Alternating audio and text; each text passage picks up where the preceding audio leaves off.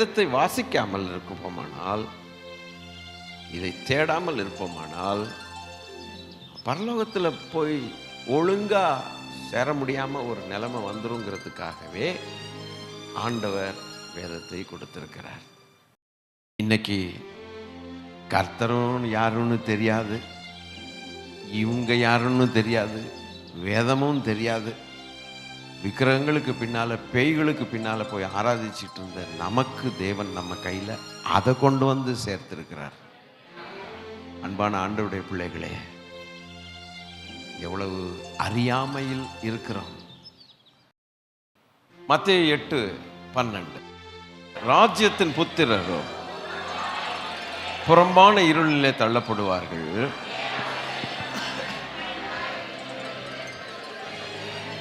இப்போ இந்த அழுகையும் பற்கடிப்பும்னா என்ன எனக்கு தெரியணும். சும்மா அழுதுட்டு இருக்கான், அதெல்லாம் நான் ஒத்துக்க முடியாது. அதெல்லாம் எல்லாருக்கும் தெரிஞ்ச கதை தான். ஸ்தோத்திரம். சிலர் கொசு கடிச்சாலே அழுவானுங்க, அது வேற விஷயம். Give me one reason why I should bless you. If this question is asked, do we have anything to say? நான் உன்னை ஆசீர்வதிக்கும்படிக்கு என்ன காரணம், ஒரு காரணத்தை சொல், நான் உன்னை ஆசீர்வதிக்கிறேன் அப்படின்னு அவர் கேட்டார்னா நம்மள்கிட்ட சொல்றதுக்கு ஏதாவது பதில் இருக்குதா? நீங்க ஆண்டவருடைய படத்தை பார்த்துருக்கீங்களா? ராபோஜன படத்தை பார்த்துருக்கீங்களா? ஒருத்தன் இப்படி படுத்திருப்பான், ஒருத்தன் இப்படி படுத்திருப்பான், இன்னொருத்தன் இப்படி இருப்பான். அவன் பாட்டுக்கு சர்வசாதாரணமா படுத்துக்கிட்டு சாஞ்சிக்கிட்டு உட்காந்துருப்பான். படங்களை பார்த்ததில்ல. மனுஷன் பாருங்க, மேக்சிமம் நம்ம கம்ஃபர்ட்டை நோக்கி தான் நம்ம இருப்போம். அதனால தான் வீடுகளில் பைபிளை வாசிக்கும் போது கூட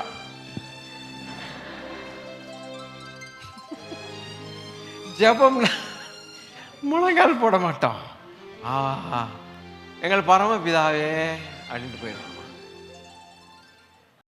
பரலோகத்தின் தேவன் என்ன செய்கிறார்? வெளிப்படுத்தின விசேஷம் 21வது அதிகாரம் 4. அவர்களுடைய கண்ணீர் யாவையும் தேவன் துடைப்பார்.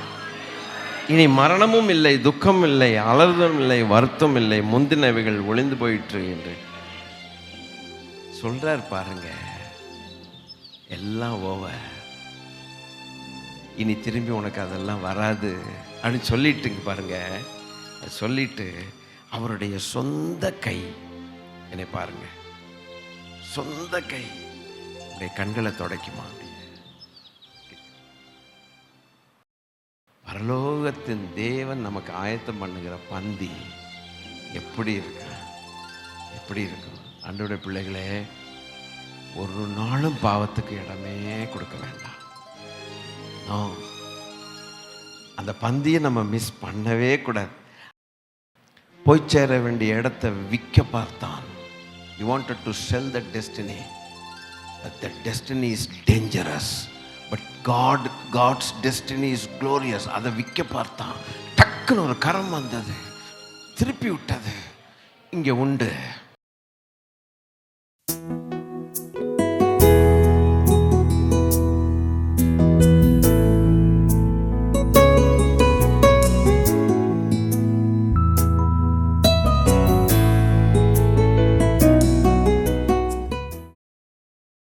ஆண்டவருடைய பிள்ளைகளே, எவ்வளவு பாருங்க, இருளின் ராஜ்யத்திலிருந்து வெளிச்சத்தின் ராஜ்யத்துக்குள்ளே தேவன் நம்மை கொண்டு வந்து சேர்த்தார். அல்லேலூயா. லைஃப் இஸ் வெரி ப்ரெஷியஸ், ரொம்ப ரொம்ப ப்ரெஷியஸ் லைஃப். நம்ம ஒன்றும் தீர்மானம் பண்ணி இந்த உலகத்துக்கு வரல. நம்மளுடைய நாட்களை நம்ம ஒன்றும் டிசைட் பண்ணிக்கல. 80 வருஷமா 70 வருஷமா நமக்கு தெரியாது. கம்ப்ளீட்டாக A to Z அவ்வளவு குருட்டுத்தனத்தில் நம்ம இருக்கிறோம். நம்மளால் ஒன்றுமே செய்ய முடியாது. எல்லாத்துக்குமே ஒருத்தர் காரணம் இருக்கிறார்னா அவர் யாருனாவது நம்ம அவர் கொடுத்த நாலெட்ஜ், அவர் கொடுத்த ஞானத்தை பயன்படுத்தி ஒரு நாளாவது மனுஷன் கேட்க மாட்டானா? ரொம்ப அநியாயமாக இல்லை இது? அப்படி தான் இருந்தது நம்ம வாழ்க்கையில். ரட்சிக்கப்பட்டதுக்கு முன்னால் கூட அப்படி தான் இருந்தது. ஒருவேளை நம்ம ரட்சிக்கப்படுறதுக்கு முன்னால் வாழ்ந்த பரிசுத்தவான்கள் நம்மளை குறித்து என்ன நினச்சிருப்பாங்கன்னா, இந்த மரம் மண்டுகளுக்கு ஒரு நாளாவது கேட்க மாட்டேங்குதான்னு நினச்சவங்க இருந்திருப்பாங்க. இப்போ நம்ம கேட்கல. எப்படி? இப்போ ரட்சிக்கப்படாதவன் பார்த்து நம்ம என்ன கேட்கணும்? டேய், இவ்வளவு நாள் கொடுத்துருக்கிறாரா, கொடுத்தது யாருன்னு ஒரு நாளாவது நீ சிந்திச்சு பார்த்தியாடான்னு நம்ம எப்படி கேட்குறோமோ, நம்ம ரட்சிக்கப்படுறதுக்கு முன்னால் அவங்க நினச்சிருப்பாங்க, இதை பாரு இது மண்டுக ஒரு நாளாவது திங்க் பண்ணுதுங்களா அப்படின்ட்டு நினச்சிருப்பாங்க. ஆனாலும் என்ன கிருபையோ, கர்த்தருக்கு ஸ்தோத்திரம், அதை நினைக்க வச்ச தெய்வம். எப்படிரா ரட்சிக்கப்பட்டேன்னா பதில் இருக்குது. பாட்டு கேட்டு ரட்சிக்கப்பட்டேன், கல்ற தோட்டத்துக்கு போய் பிரசங்கத்தை கேட்டு ரட்சிக்கப்பட்டேன், கல்யாண வீட்டில் போய் கல்யாண பிரசங்கத்தை கேட்டு ரட்சிக்கப்பட்டேன், ஜெயிலுக்கு போனேன். நம்மளை யாரும் போயிருக்க மாட்டோம். போனவன் அங்கே ஒரு காகிதம் கிடச்சது, ரட்சிக்கப்பட்டேன். கிதியோன் ஊழியங்கள்னால எப்படியோ பல காரியங்களை சொல்லுவீங்க, நீங்களும் நானும் சொல்ல முடியும். ஏனே ரட்சிக்கப்பட்டேன்னு கேட்டால் என்ன பதில் சொல்கிறது? ரட்சித்தவரை போய் கேளப்பான்றது. எனக்கு தெரியாது, என்னத்தை என்கிட்ட கண்டாரோ எனக்கு தெரியாது, அப்படி தான் அர்த்தம். ஆக கர்த்தருடைய பிள்ளைகளே, அதனால தான் கர்த்தர் ரட்சிக்கப்பட்டவர்களுக்கு சொல்கிற காரியங்கள் என்னென்னா, அந்த லெஃப்ட் சைடில் இப்படி இப்படி இப்படி இப்படி இப்படி இருங்க, ஏன்னா இதெல்லாம் அடுத்த சைடில் இருக்காது. அப்போ இந்த நாலெட்ஜ் நமக்கு ரொம்பவே அவசியம். இன்னும் இந்த பூமியில் இருக்கிற வரைக்கும் நம்மை ரட்சித்த தேவனுடைய மகத்துவத்தை நம்ம அறிஞ்சிட்டு பரலோகத்துக்கு போகணும். என்ன சொல்கிறீங்க? ஒன்றுமே தெரியாமல் அங்கே போய் கண்ணை திறக்கக்கூடாது. அப்போ ஆண்டவர் சொல்லுவார், நான் உனக்கு எல்லாம் எழுதி கொடுத்தேனே, தெரிஞ்சுக்கிறதுக்கு தானே நான் 66 புஸ்தகங்களை நான் அனுமதி கொடுத்தேனே, நீ படிக்கலையே, அப்போ நீ படித்து சொல்கிற இடத்துக்கும் நீ வரலையே, வந்தும் கூட தூங்குனியே, அப்படிலாம் கேட்டார்னு வச்சுங்களேன். அப்போ நம்ம ஆண்டவர்கிட்ட என்ன சொல்லுவோம்? இப்போ நீ சோம்பேறியாக இருக்கிற, நான் பட்ட பாடு உனக்காக எவ்வளவு சிலுவை மரணத்தில், நீ நான் கொடுத்த புஸ்தகத்தை கூட உன்னால் வாசிக்கிறதுக்கு உனக்கு வலிக்குதுன்னு சொன்னீன்னா, இப்போ எனக்கு எவ்வளோ வலிச்சிருக்கும் சொல்லுன்னு பார். அல்லேலூயா. கேட்குறீங்களா? இந்த காலையில் எனக்கு உன்னை ரட்சிக்கிறதுக்கு எனக்கு என்ன தேவைன்னு ஒரு வார்த்தை கேட்டார்னா நம்ம என்ன பதில் சொல்கிறது? ஒன்றும் சொல்ல முடியாது. வாயில் விரலை வச்சுட்டு பேசாமல் மூடிடும். என்ன தேவைக்கு நான் பாடுபடணும் அப்படின்னு கேட்டேன். என்னுடைய அன்பு அதை பண்ணுச்சுன்னு சொல்லுவார்.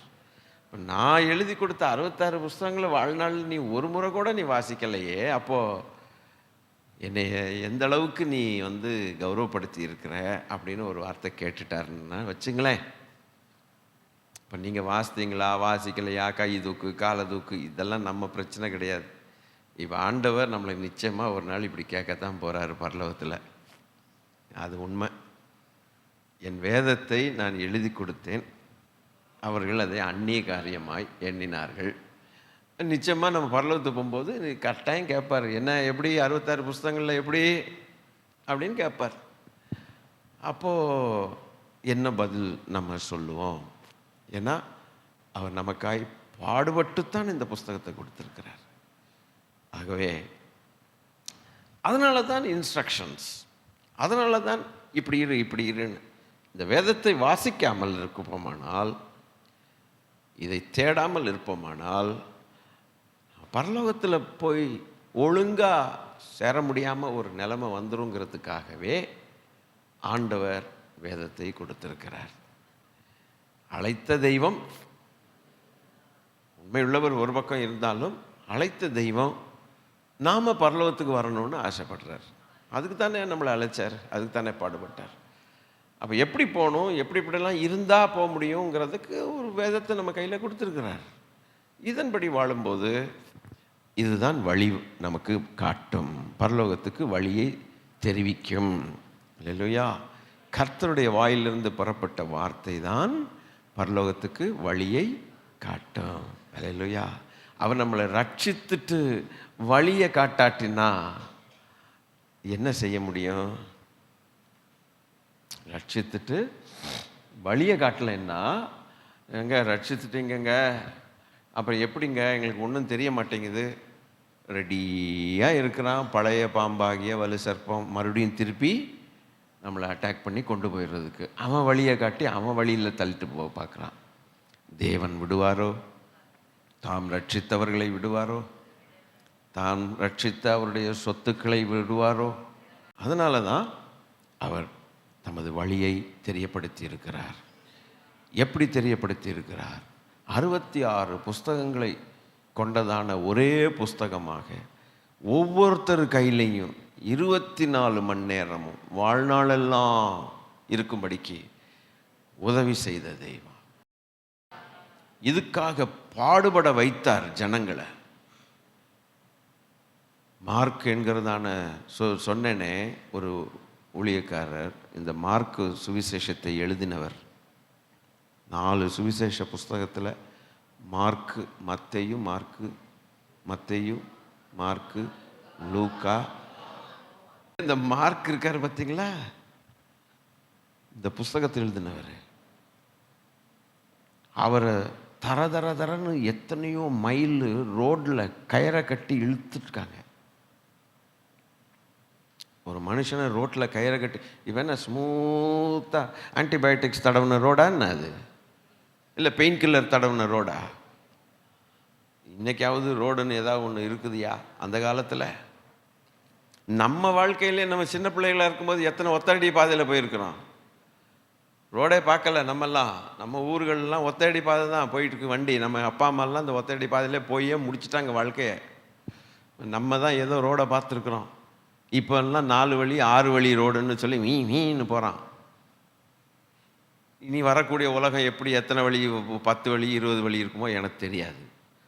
அந்த நேரங்களில் அவரை தரையில் போட்டு கயிறை கட்டி தரன்னு எத்தனையோ மைல் இழுத்து எப்படி ஆகும்? ஆண்டவரை அறிவித்ததற்காக, வேதத்தை அறிவித்ததற்காக. அதுக்கப்புறம் கொண்டு வந்து உயிரோடே கொளுத்திட்டாங்க. அவருடைய சடலம் நைட்டு பூரா எரிஞ்சிக்கிட்டு இருந்துச்சு. ராத்திரி பூரா அந்த நெருப்பில் எரிஞ்சிக்கிட்டே இருந்திருக்குது. அந்த மனுஷனுடைய உயிர் என்ன ஆயிருக்கும்? இதெல்லாம் திருச்சபை கொஞ்சம் ஞாபகப்படுத்தி கொள்ளணும். அவர் தான் இந்த மார்க் சுவிசேஷத்தை எழுதினார். மார்க் அவர் பேர். இன்னைக்கு அந்த சுவிசேஷம் நம்ம கையில் எவ்வளோ ஈஸியாக கிடைக்கிது பார்த்தீங்களா? மினி ஃபார்ம், சின்ன பைபிள், கம்ப்யூட்டர் பைபிள், செல்ல பைபிள் எல்லாம் வச்சுக்கிட்டு கடைசியில் நம்ம என்ன செய்கிறோம்னா, இது எழுதி கொடுத்தவனுடைய சரித்திரமே நமக்கு தெரியாமல் அதையும் வாசிக்காமல் ஜாலியாக போயிட்டுருக்குறோம்.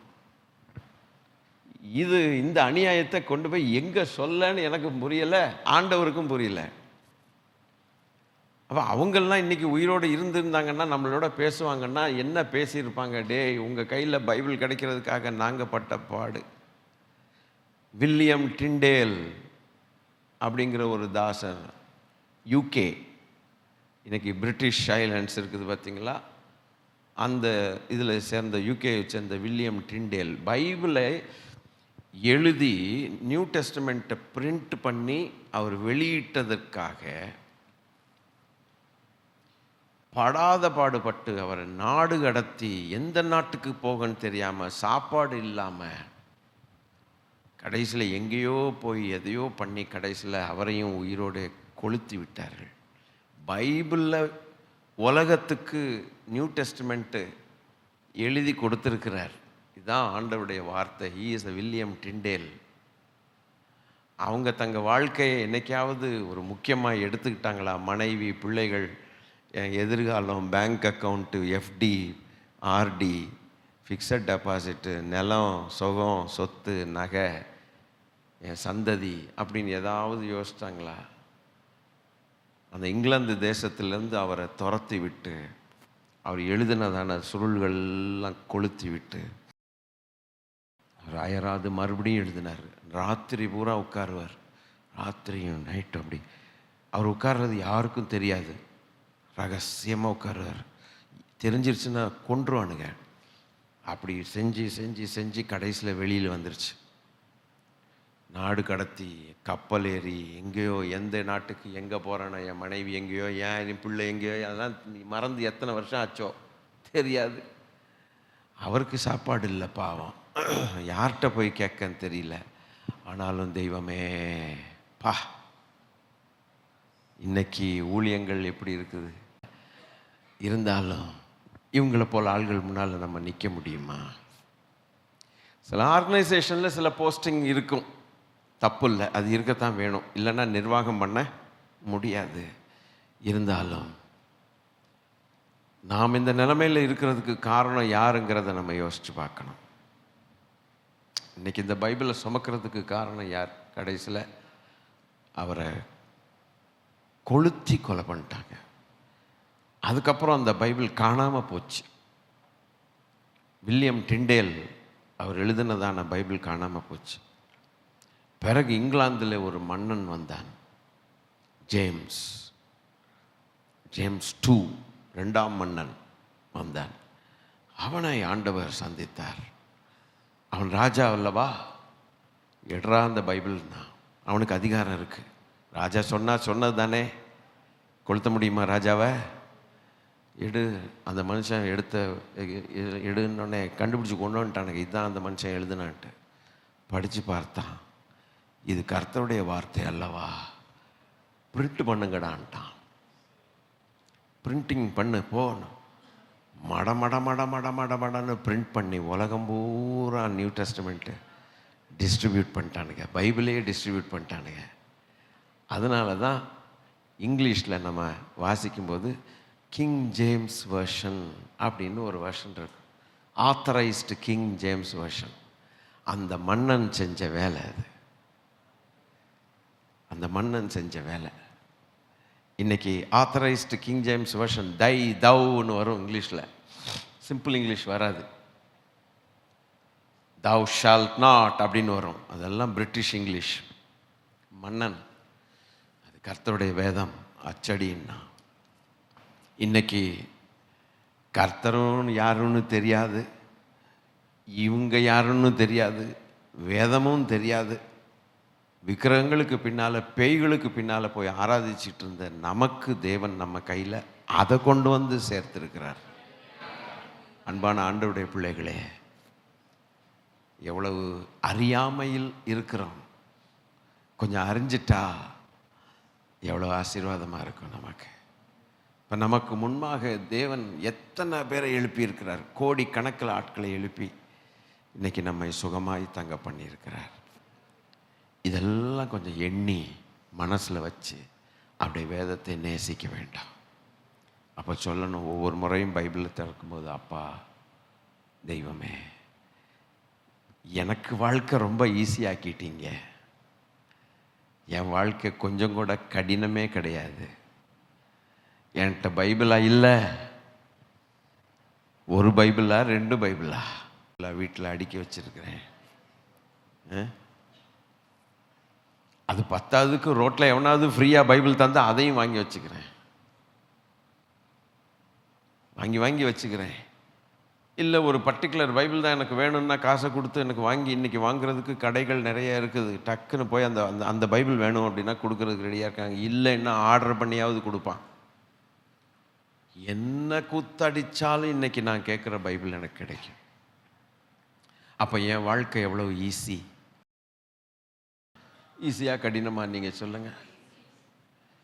தோல் சுருள்களில் எழுதினது எங்கேயோ ஐரோப்பா கண்டத்தில் ஏதோ ஒரு தீவில் இருக்குது, உனக்கு வேணும்னு அங்கே போய் வாங்கிக்கோன்னு என்கிட்ட சொன்னார்னா நான் போவேனா? இன்றைக்கி டெக்னாலஜி நிறைஞ்சதான உலகத்தில் இப்படி தட்டுனா எனக்கு எல்லாமே கிடைக்கிது. என் வாழ்க்கை எவ்வளோ ஈஸியாக வச்சுருக்குறீங்க ஆண்டவரே. அவ்வளோ ஈஸியாக வச்சுருந்தாலும் கூட உங்கள் பைபிளை நான் என்ன செய்யலை, அது அருமை தெரியாமல் நான் வாசிக்கலப்பா. கட்டாயம் பரலோகத்தில் கேட்பாரா? கேட்க மாட்டார். சபையில் இருக்கும்போது உணர்கிறோம், சபையிலேருந்து வெளியில் வீடுகளுக்கு போனோடனே அப்படியே சோம்பலாயிடுறோம். இடம் கொடுக்காதீங்க ஆண்டவருடைய பிள்ளைகளே. உஷாராக இருந்து நன்றி சொல்லி, உங்களுக்கு தெரியுமா, ஒன்று தெரியுமா, நமக்கு முன்னால் ஓடின எத்தனை பரிசுத்தவான்கள் முழங்காலில் நின்று வேதத்தை கண்ணீரோடு வாசித்திருக்கிறாங்க தெரியுமா? கண்களில் கண்ணீர், முழங்காலில் நின்று வேதத்தையே வாசித்துட்டு இருந்தவர்களும் உண்டு. நம்ம சோஃபாவில் உட்காந்து கூட ஒரு சங்கீதம் ஒழுங்காக வாசிக்க மாட்டேங்கிறோம். எவனாவது பெல் அடித்தா பைபிளை மூடித்தான் முதலாளாக போய் பெல்லை திறக்கிறோம். நமக்கு சம்மந்தம் இல்லாத ஆளாக இருப்பான், இருந்தாலும் நம்ம தான் போய் கதவை திறப்போம். கொஞ்சம் யோசிங்க. நம்ம செய்கிறது நியாயமானு யோசிங்க. நான் ஒன்றும் சொல்லலை, உங்களை திட்டலை. அவங்கவுங்க யோசிக்கணும். ஆண்டவரே, அப்போ ஆண்டவர் கட்டாயம் கேட்பார், இவ்வளவு பாடுபட்டு கொடுத்த வேதத்தை நீ எப்படி மதித்தாய் அப்படின்னு கேட்பார். எனவே அதுக்கு நீங்கள் தான் பதில் சொல்லணும், நான் தான் பதில் சொல்லணும் ஆண்டவர்கிட்ட. உங்கள் சார்பில் நான் பதில் சொல்ல முடியாது, என் சார்பில் நீங்கள் பதில் சொல்ல முடியாது. கரெக்டா? அல்லேலூயா. கேட்டிங்களோ? ஆகவே அது கேட்டபடி நம்ம செயல்படுவோம், கர்த்தரை பிரியப்படுத்துவோம். நமக்கு கர்த்தர் செய்யலைன்னா மாத்திரம் கையவையான்னு கத்துறோமே, எனக்கு இது செய்யலை, நீங்கள் எனக்கு அது செய்யலை, இது செய்யலைன்னு ஒரே கம்ப்ளைண்ட் கொடுக்குறோமே. ஆனால் ஆண்டவர் நமக்காக பாடுபட்டு மனுஷர்களை பாடுபடுத்தி நம்ம கையில் கொடுத்ததை நம்ம எந்த அளவுக்கு கௌரவப்படுத்தியிருக்கோம். திருப்பி ஒரு கேள்வி கேட்டார்னா நம்ம மண்ணுன்னு ஞாபகத்தில் வச்சிருக்கிறாருன்னு சொல்லியிருக்குது. அவ்வளவுதான். சபைக்கு வர்றதே பெரிய கிருபை தான் ஆண்டவரேன்னு சிலர். நான் வந்ததே ஒரு பெரிய, அதுவும் வெறுங்கையோடு வர்றேன், பைபிளை கொண்டு வராது, அப்படி கைவீசம்மா கைவீசு. இந்த நிலைமையில் நம்ம இருந்தோன்னா அவர் நம்ம மேலே பிரியமாக இருப்பாரா இல்லையாங்கிறது, இந்த கேள்விக்கு நீங்களும் நானும் தான் பதில் சொல்லணும். நம்ம தான் பதில் சொல்லிக்கணும். நம்மளை வேறு யாரும் குற்றப்படுத்த வேண்டிய அவசியம் இல்லை. நம்மளே குற்றப்படுத்திக்கணும். கர்த்தர் நல்லவர். சரிங்க. ஆக அவருடைய கட்டளைகளுக்கு பயந்து நடக்கிறவன் பாக்கியவான்.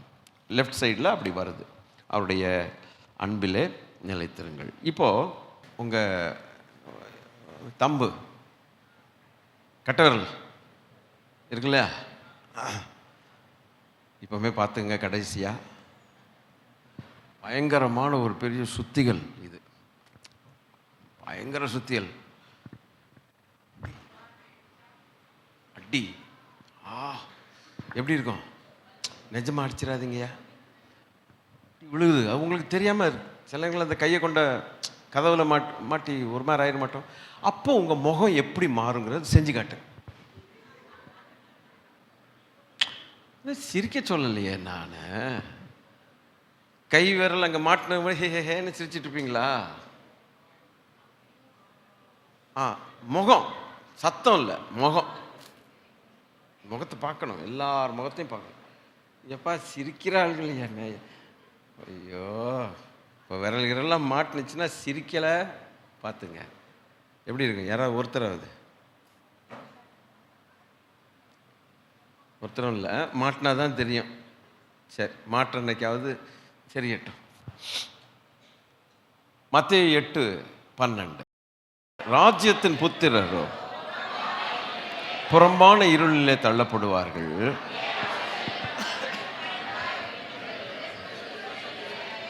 நேற்று உட்கார்ந்து ஆண்டவர்கிட்ட சில கேள்வி கேட்டேன். ஆண்டவரே, ராஜ்யத்தின் புத்திரன்னா எனக்கு புரியுது, புறம்பான இருள்னா கொஞ்ச நாளைக்கு முன்னால் கற்றுக் கொடுத்துருக்கீங்க, அதுவும் ஓகே. இது என்ன அழுகையும் பற்கடிப்புன்னா எனக்கு இன்னும் சரியாக புரியலையே அப்படின்னு யாராவது நீங்கள் கேட்டீங்களா? ஆண்டவரை கேட்டிருக்கீங்களா? நான் கேட்கல, நானும் இது வரைக்கும் கேட்டதில்லை. ஆனால் நேற்று அதை குறித்து கேட்டேன். இது எனக்கு புரியல. புரியுது, அழுகன்னா யாருக்கு தான் புரியாது? பல்ல கடிக்கிறது யாருக்கு தெரியாது? அதெல்லாம் தெரியுது. அதில் என்ன கான்டெக்ஸ்டில் நீங்கள் இப்படி பேசுகிறீங்க? என்ன எனக்கு வேணும்? ஹெல்லை பற்றி பேசுகிறீங்க, எனக்கு இது திருப்தியாக இல்லை. எனக்கு சொல்லிக் கொடுங்க, அப்போ தான் நான் ஜனங்களுக்கு இன்னும் சொல்லிக் கொடுக்க முடியும். வசனத்தை சொல்லிட்டு போகிறது வேற, அதில் என்ன இருதயத்தில் என்னத்தை மனசில் வச்சுட்டு நீங்கள் சொல்கிறீங்க. மனசில் வச்சு சொல்கிறது ஒன்று, ஆனால் சில நேரங்களில் நடைமுறையில் அப்படி இருக்காது. ஆனால் நீங்கள் அப்படிப்பட்டவங்க கிடையாதே. சொல்லணுங்கிறதுக்காக ஒரு மனசில் வந்ததை சொல்லிட்டு நடக்காததை ஒரு நடக்கிற மாதிரி மனசில் கற்பனையில் சொல்கிற தேவன் அல்லவே. அவர் சொன்னால் அது நடக்கும். அங்கே நடக்கிறத தான் சொல்லுவார். அந்த நடக்கிறத ஈஸியாக புரிஞ்சுக்கிற மாதிரி ஓமைகளில் சொல்லுவார். அது நமக்கு லேசில் விளங்க மாட்டேங்குது. அப்போ எங்களுக்கு நடக்காத ஒன்றை தேவன் ஒரு நாளும் பேச மாட்டாருங்கிறது தெரியுது. God never speaks something which will not happen. அவர் பேசிட்டார்னா அது நடக்கிறது தான். அப்போ நீங்கள் கர்த்தரை மகிமைப்படுத்தணும். என்ன சொல்லி மகிமைப்படுத்துறீங்க? அவர் ஒன்று சொல்லிட்டார்னா அது நடக்கிறது தான். அப்போ அவர் எது பேசினாலும் அது நடக்கிறது தான். என்ன நடக்கும்னு தெரிஞ்சுக்கணும்னா அவரை பேச விடணும். அவர் எவ்வளவுக்கு அவ்வளவு பேசிட்டே இருக்கிறாரோ அவ்வளவுக்கு அவ்வளவுக்கு நடக்கிறத கறந்துக்கிட்டே இருக்கலாம், தெரிஞ்சுக்கிட்டே இருக்கலாம். ஆஹா, இதெல்லாம் நடக்குது, இதெல்லாம் நடக்குது. அவர் பேச நிறுத்தினார்னா நமக்கு தான் நஷ்டம். எப்பா என்ன நடக்குதுன்னு சொல்ல மாட்டேன்ட்டாரே, இத்தோட கட் பண்ணிட்டாரேடா, ஐயையோ. அவரை பேச விட்டுட்டு அதுலேயும் புரியாத கொண்டு போய் சீஷர்கள் நடுவில் வீட்டுக்குள்ளே போய் கேட்டது போல், ஐயா எங்களுக்கு சொல்லிக் கொடுமையான்னு கேட்டது போல் அவர் போட்டு நோண்டிகிட்டே இருந்தான்னா நிறைய நடக்கிற விஷயங்களுக்கு சொல்லிக்கிட்டே இருப்பார்னு அர்த்தம். நமக்கு ரொம்ப லாபமாக இருக்கு. அதுக்கேற்ற மாதிரி நம்ம வாழ்ந்தும் செய்யலாம், மற்றவனை ஆயத்தமும் பண்ணிடலாம். அதை போல் த்ரில்லு வேற ஒன்றுமே கிடையாது. அதை போல ஒரு ஆச்சரியமும் ஆனந்தமும் வேற ஒன்றுமே கிடையாது. அதான் நம்முடைய தகப்பனுடைய வேதம். நம்ம தகப்பனுடைய வேதம்னாலே அவரை பேச விட்டுணும், அவரை பேச விட்டுணும். நமக்கு ஒன்றுமே தெரியாதே, என்ன சொல்கிறீங்க? ஒன்றுமே தெரியாது. அவரை பேச விட விட விட விட நிறைய அவர்கிட்ட கறந்துக்கிட்டே இருந்து அதுக்கேற்றபடி வாழலாம். எனவே இந்த காரியத்தை கேட்டேன். ஐயா நீங்கள் ஒரு பேஜை ரெண்டாக பிரித்து லெஃப்ட் அண்ட் ரைட்டுன்னு சொன்னீங்க. லெஃப்டில் வந்து பரலோகத்தின் காரியங்கள்னு சொல்கிறீங்க, ரைட்டில் வந்து நரகத்தின் காரியங்களை சொல்கிறீங்க. அதில் ஒரு 7 காரியங்கள் இப்படி இருக்கணும் அப்படி இருக்கணும்னு சொல்கிறீங்க. இதெல்லாம் எதுக்கு சொல்கிறீங்கன்னா, அந்த இதில் இருக்கிறது அதில் இருக்காது, அதில் இருக்கிறது இதில் இருக்காது. 3 காரியத்தை சொன்னார். வெளிச்சத்தின் பிள்ளைகளாக இருந்து கொள்ளுங்கள், ஏன்னா அங்கே வெளிச்சம் இருக்காது. அப்புறம் லைட்டு, லைஃப், லவ். அப்போ லைட்டு முடித்ததுக்கப்புறம் ஜீவன், லைஃப். நீங்கள் லைஃப் உள்ளவர்களாக நடந்து கொள்ளுங்கள் சொன்னார். அங்கே ஏன்னா அங்கே லைஃப் கிடையாது, அங்கே டெத் இருக்குது. அன்பிலே நடந்து கொள்ளுங்கள், அங்கே அன்பு கிடையாது. அதை இன்னும் முடிக்கலை சொல்லி இன்னும் பல காரியங்கள் இந்த வாரமும் கூட முடிக்க முடியாது. அவ்வளவு கண்டென்ட் உள்ளே வச்சு நான் என்னென்னா, எனக்கு ஆசை என்னென்னா, அவரை நல்லா கறந்து பேச விட்டால் தான் நமக்கு நிறைய விஷயங்கள் தெரியும். அவரை பேச விடாமல் பண்ணிட்டோன்னா நமக்கு தான் நஷ்டம். என்ன சொல்கிறிய? அவரை பேச விடணும். அப்படின்னா ரகசியங்கள்லாம் சொல்லி கொடுத்துட்டே இருப்பார். உள்ளவன் எவனோ அவனுக்கு இன்னும் அவன் நமக்கு நிறையா நமக்கு வேணும். அப்போ தான் நம்மளை ஆயத்தமாகும். அடுத்தவனை எதையாவது சொல்லி ஆயத்தமாக்கி மரியாதையாக வாசல் வழியாய் உள்ளே பிரவேசிப்போம். என்ன? அப்போ இதை கேட்டேன், ஆண்டவரே இதெல்லாம் எதுக்கு சொல்கிறீங்கன்னா, நான் சொல்கிறதுக்கு காரணமே அந்த சைடுக்குள்ளே நீங்கள் போகக்கூடாதுங்கிறதுக்காக.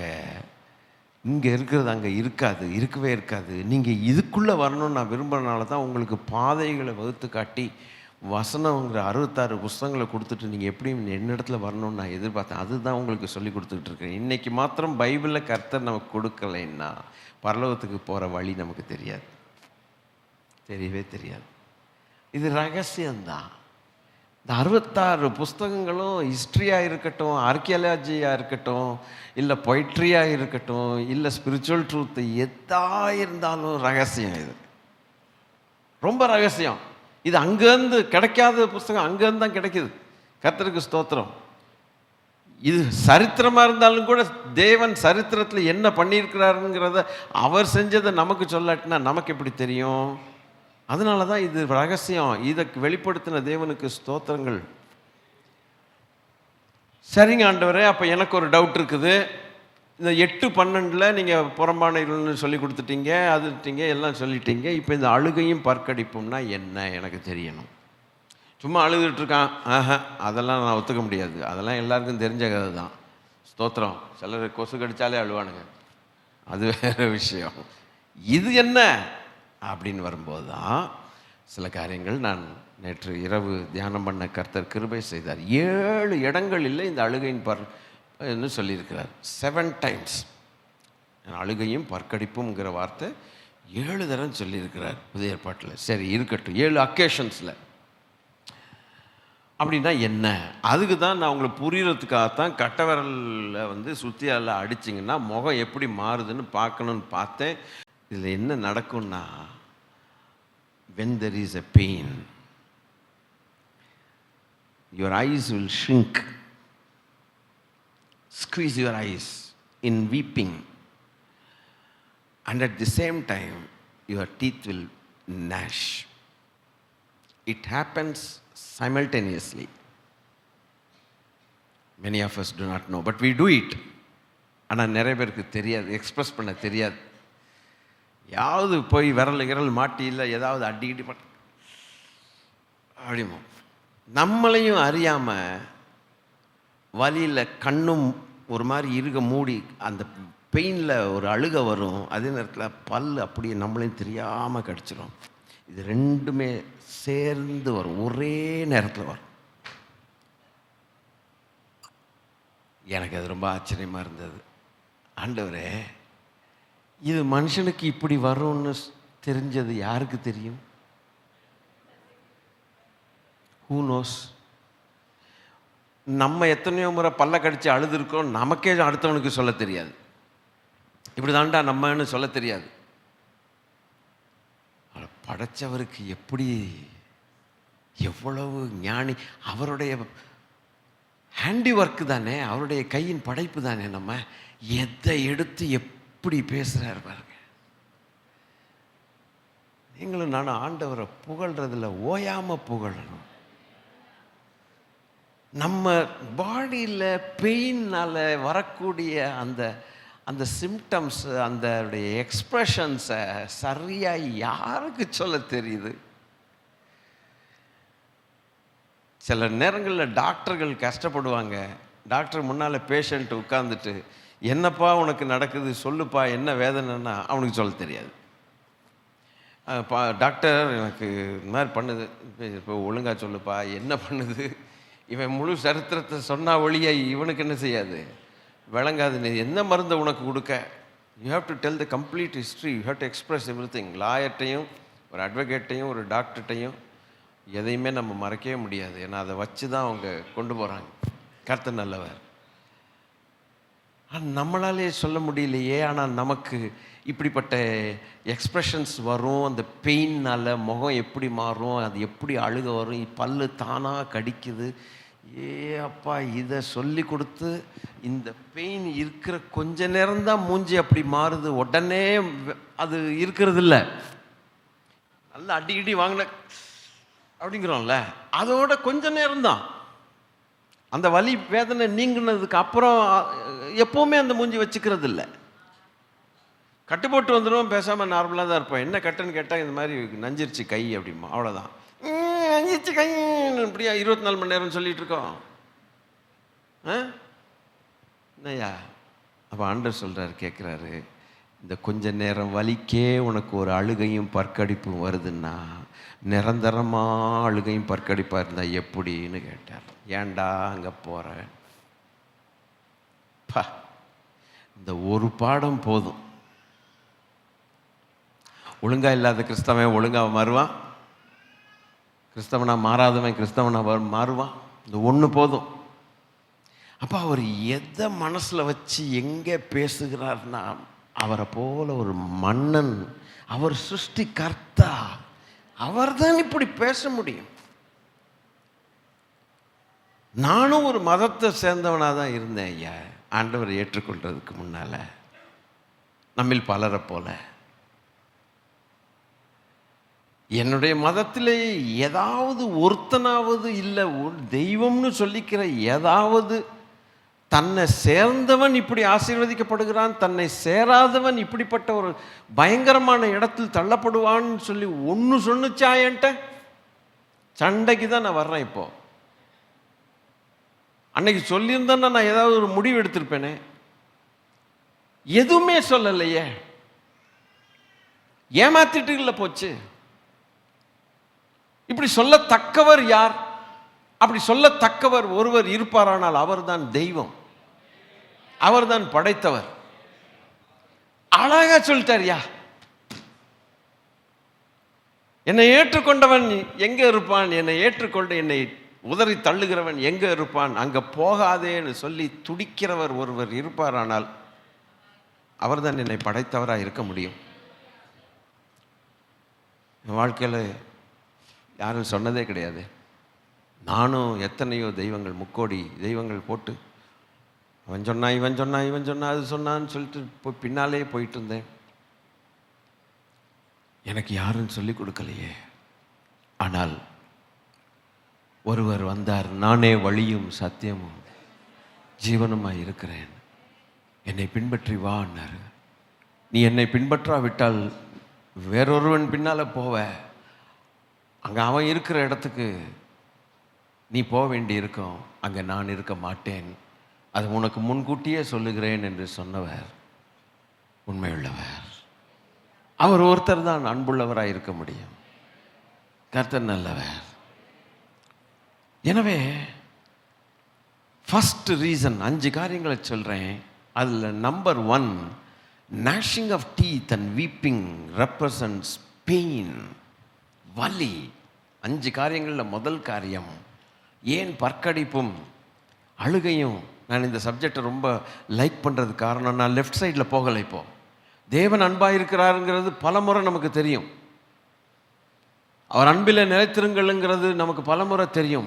சில நேரங்களில் ரைட்டில் போவேன், சில நேரங்களில் லெஃப்டில் போவேன். ஏன்னா அது சப்ஜெக்ட் அந்த மாதிரி. ஆனால் நரகத்திலே தேவ அன்பு இல்லை என்கிறதான டைரக்டாக ஸ்கிரிப்சர் எங்கேயுமே இல்லை. பட் காரியங்களை வச்சு நம்ம புரிஞ்சுக்கலாம் அது எவ்வளோ கோரமான இடம்ன்ட்டு. அதனால தான் நான் ரைட்டில் வர்றேன். இப்போது அதுக்கு தான் உங்களுக்கு சொன்னேன், இந்த மாதிரி நம்ம ஃபிசிக்கலாக கை விரலோ ஏதோ ஒன்று மாட்டிக்கிடுச்சுன்னா நம்ம படுற பண்ண முகம் எப்படி மாறுது, அதே காரியத்தை எடுத்துட்டு நரகத்தில் நித்திய காலம் வரைக்கும் நீ அப்படி இருந்தால் எப்படி இருக்கும்ன்ட்டு கேட்டார். It's not just 5 minutes, it's not for an hour or for days or for few months, but for eternity. How dangerous it is.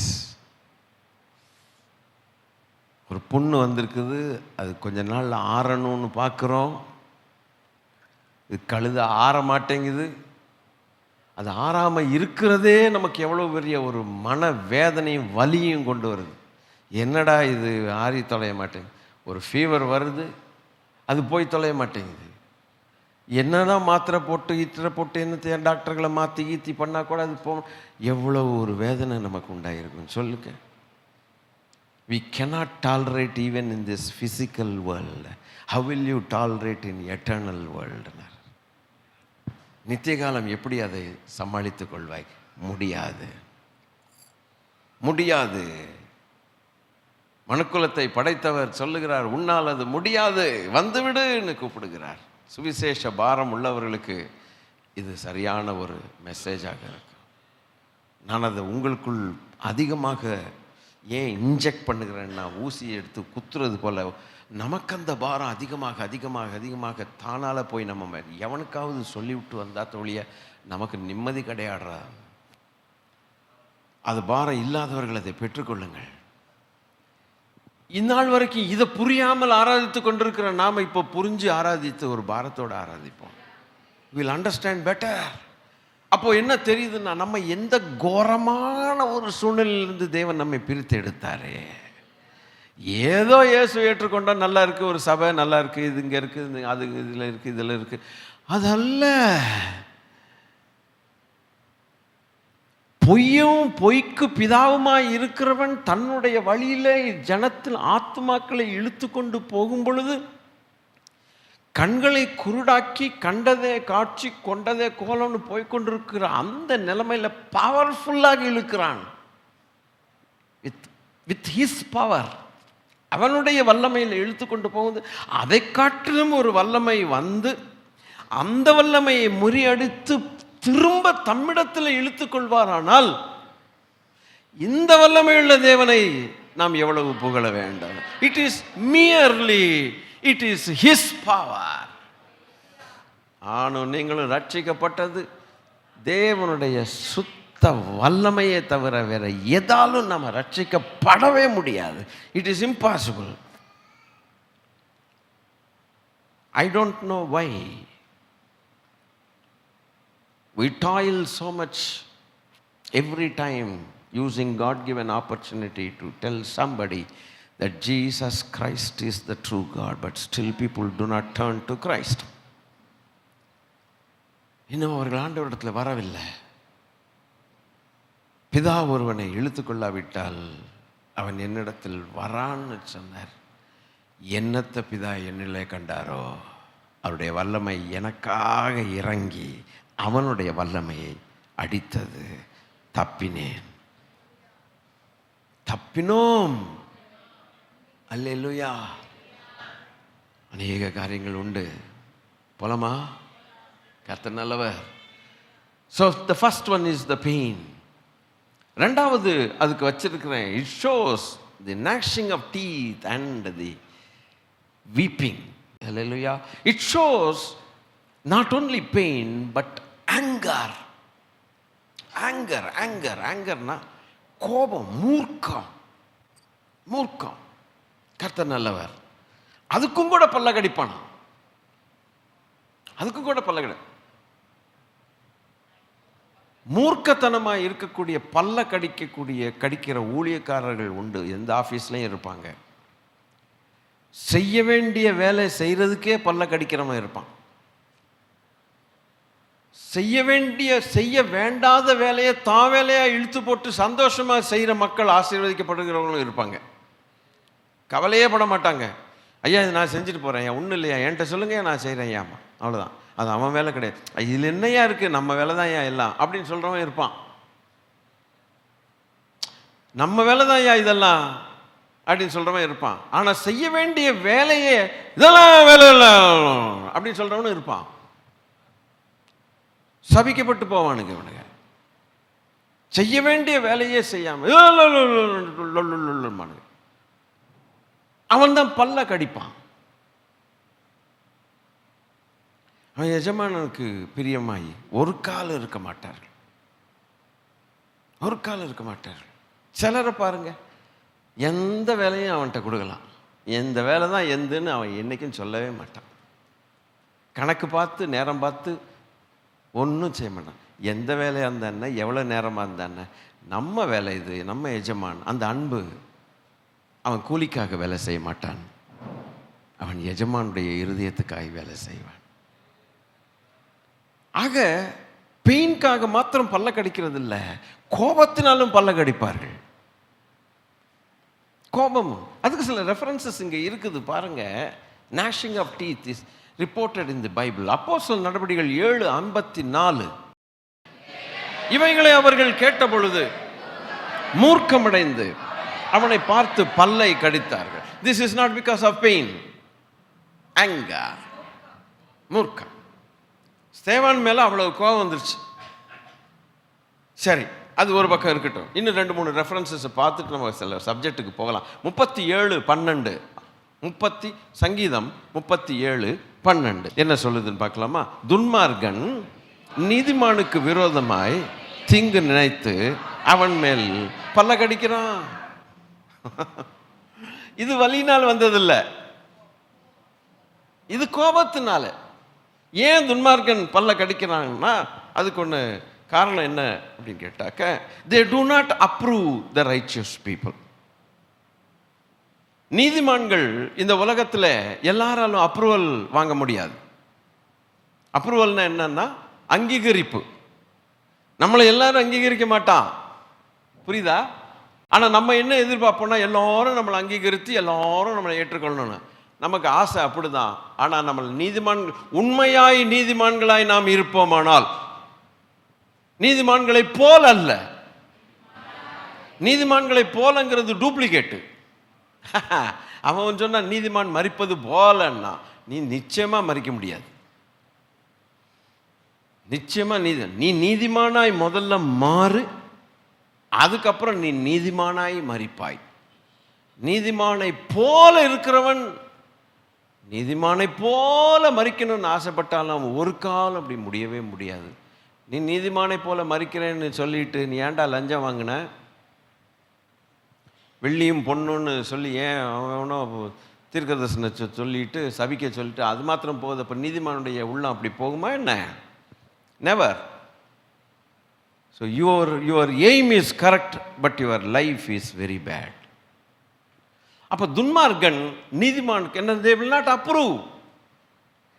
துன்மார்க்கர்கள் நீதிமான்களை அங்கீகரிப்பதில்லை. இந்த கிளாஷ் எப்பவுமே கிளாஷ் ஆகிடும். ஸோ இவன் நீதிமான் ஆசீர்வதிக்கப்படுகிறான், அதை கண்டு துன்மார்க்கன் பல்ல கடிக்கிறான். உங்களை பார்த்தியானா பல்ல கடிச்சான்னா நீ நீதிமான்கிறதுக்கு அடையாளம் என்று எடுத்துக்கொள்ளுங்கள். கர்த்தருக்கு ஸ்தோத்திரம். நீங்களே சொல்லிக்க வேண்டாம், எவனாவது பல்ல கடிப்பான், போதும். கர்த்தர் நல்லவர். சரி, இன்னொரு வசனத்தை பார்க்கலாம். 35:16 சங்கீதம் 35. இதெல்லாம் பெயினால் வர்றதில்லை, வலினால வரக்கூடிய வேதனை கிடையாது.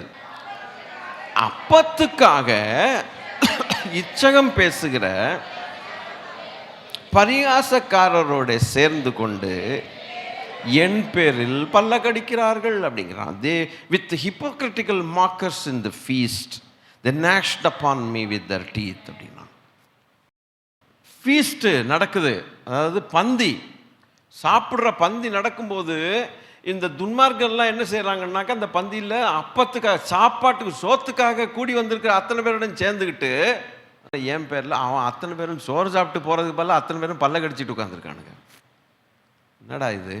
அப்போ ஒரு துன்மார்க்கருடைய கூட்டத்தில் ஒரு நீதிமானுக்கு கிடைக்கக்கூடிய மதிப்பு பாருங்க. அட பாவிகளா, நீதிமானுக்கு துன்மார்க்கருடைய கூட்டத்தில் நீதிமான்கள் இருக்க முடியாது, அதுபோல நீதிமான்களுடைய கூட்டத்தில் துன்மார்க்கர்கள் இருக்க முடியாது. அதுவும் உண்மை,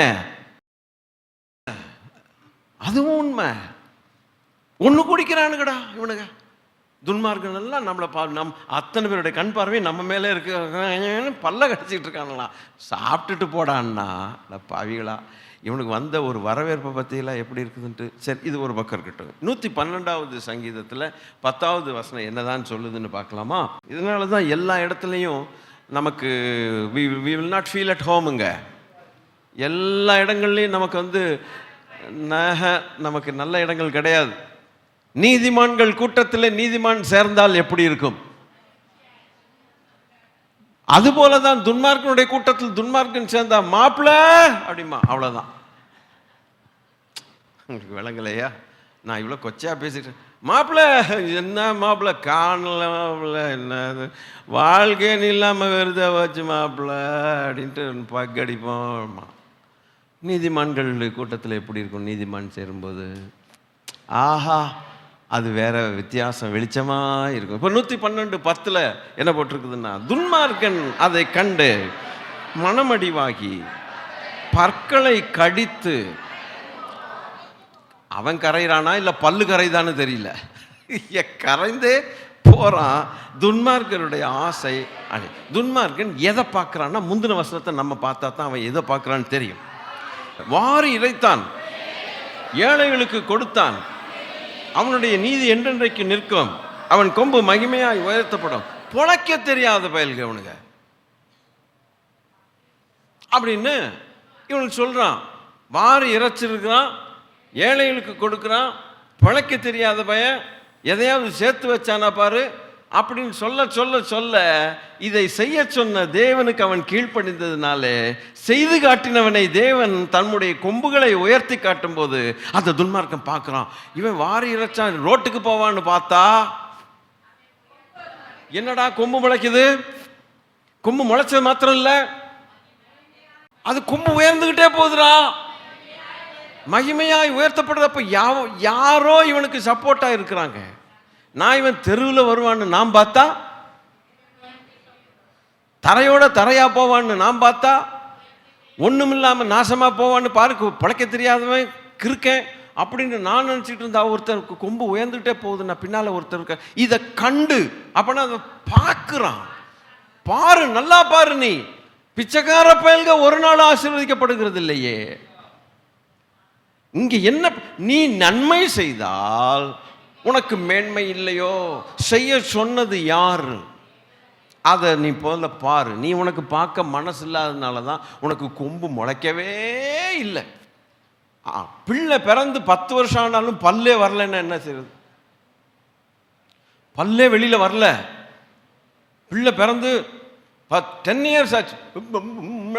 எப்பா என்னையா அது? உடனே ஒரு பல்லு வந்துச்சுன்னா நமக்கு என்ன ஆனந்தம், பிள்ளை பல்லு பல்லு வந்துச்சு பல்லு வந்துச்சு பல்லு வந்துச்சு பல்லு வந்துச்சு. அதுபோல நீ அவன் செய்தான், பிழைக்க தெரியாதவன் நீ சொன்ன, அவனுக்கு விரோதமாய் நீ காரியங்களை செய்த, நீ ரொம்ப புத்திசாலின்னு நினைச்சிட்டு உட்கார்ந்துருந்த. இவன் துன்மார்க்கனுக்கு என்ன ஐடியா தெரியுங்களா? என்ன ஐடியா தெரியுங்களா? அவன் ஐடியா என்னன்னா, அவன் பாரு அவன் வாரி இறைச்சிக்கிட்டே இருக்கிறான், கொடுத்துக்கிட்டே இருக்கிறான், நாசமா போறான். நான் எனக்குன்னு எனக்கு எனக்கு எனக்குன்னு தவளை மாதிரி நான் கேட்டுக்கிட்டே இருக்கேன், என் கொம்பு உயரணும். நடக்கலையே, நடக்க மாட்டேங்குதே. அதுக்கு ஆப்போசிட்டா நடக்கிறத பார்த்தோன்னே இவன் பார்க்குறான், என்னடா இது, ஆனால் பல்ல கடிக்க ஆரம்பிக்கிறான். இது பெயின்னால வரக்கூடிய பல்கடிப்பு அல்ல, ஆங்கர்னால வரக்கூடிய பற்கடிப்பு. புலம்பல் 2:16, உன் பகைஞர் எல்லாரும் உன் பேரில் தங்கள் வாயை திறக்கிறார்கள், ஈசர் போட்டு பற்கடிக்கிறார்கள். அதை விழுங்கினோம், நாம் காத்திருந்த நாள் இதுவே, இப்பொழுது நமக்கு கிடைத்தது, அதை கண்டோம். இவன் ஏன் ஈசல் போட்டு பல்ல கடிக்கிறதுனா என்ன? பாஸ்டர், இந்த மாதிரி தமிழ் வார்த்தைகள்லாம் புரிய மாட்டேங்குது. நீ என்ன ஈசல் போட்டுனா ஏதாவது காடு கீடை போட்டு எதுவும் அப்படியா? இல்லை, இங்கிலீஷில் பார்க்கணும். தி ஹிஸ் அண்ட் நஷ் த டீத்னு போட்டு. ஹிஸ்ஸிங் சவுண்ட் அப்படின்னா என்னன்னு கேட்டிங்கன்னா, ஒரு விதமான சவுண்ட், ஒரு சவுண்டு, அதுக்கு பேர் ஹிஸ்ஸிங் சவுண்ட். இவன் இந்த மாதிரி ஒரு சவுண்டை போட்டுட்டு பல்ல கடிக்கிறானா? அப்போ அதுக்கு பேர் musical grinding of teeth. Music போட்டு கிரைண்டிங் பண்ணுறாயா? சில காரியங்களை சொல்கிறேன், வேடிக்கையாக தான் இருக்கும்.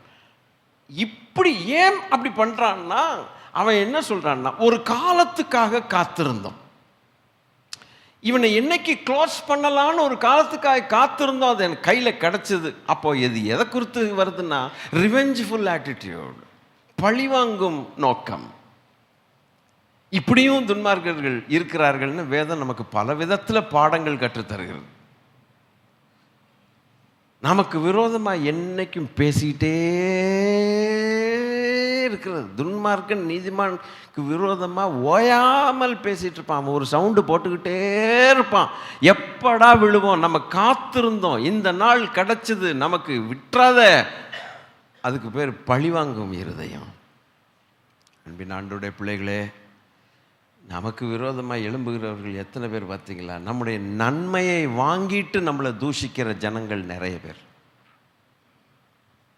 அவங்க கேட்காமலேயே நம்ம நன்மை செஞ்சுருப்போம் இறக்கப்பட்டு, ஆனால் அதுக்கு பாத்திரவான்களாக இருக்க மாட்டார்கள். அதுக்கு பிறகுதான் நமக்கு புரியும் நம்ம தப்பு பண்ணிட்டோண்டான்ட்டு. அவங்களுடைய எண்ணங்கள் வித்தியாசமாக இருக்கும். தேவன் அதை காட்டி கொடுப்பார், அதை காட்டி கொடுப்பார். எல்லாவற்றையும் நீதிமானுக்கு காட்டி கொடுப்பார். ஏன்னா நீதிமான் தேவனுடைய சொத்தல்லவா, ஏமாந்தது போதும் என்று சொல்லி கர்த்தர் காட்டி கொடுப்பார். ஒரு பிளேஸில் நிறைய பாடங்களை கற்றுக் கொடுப்பார். நம்ம அதுலேருந்து தப்பித்து வெளியில் வரலாம்.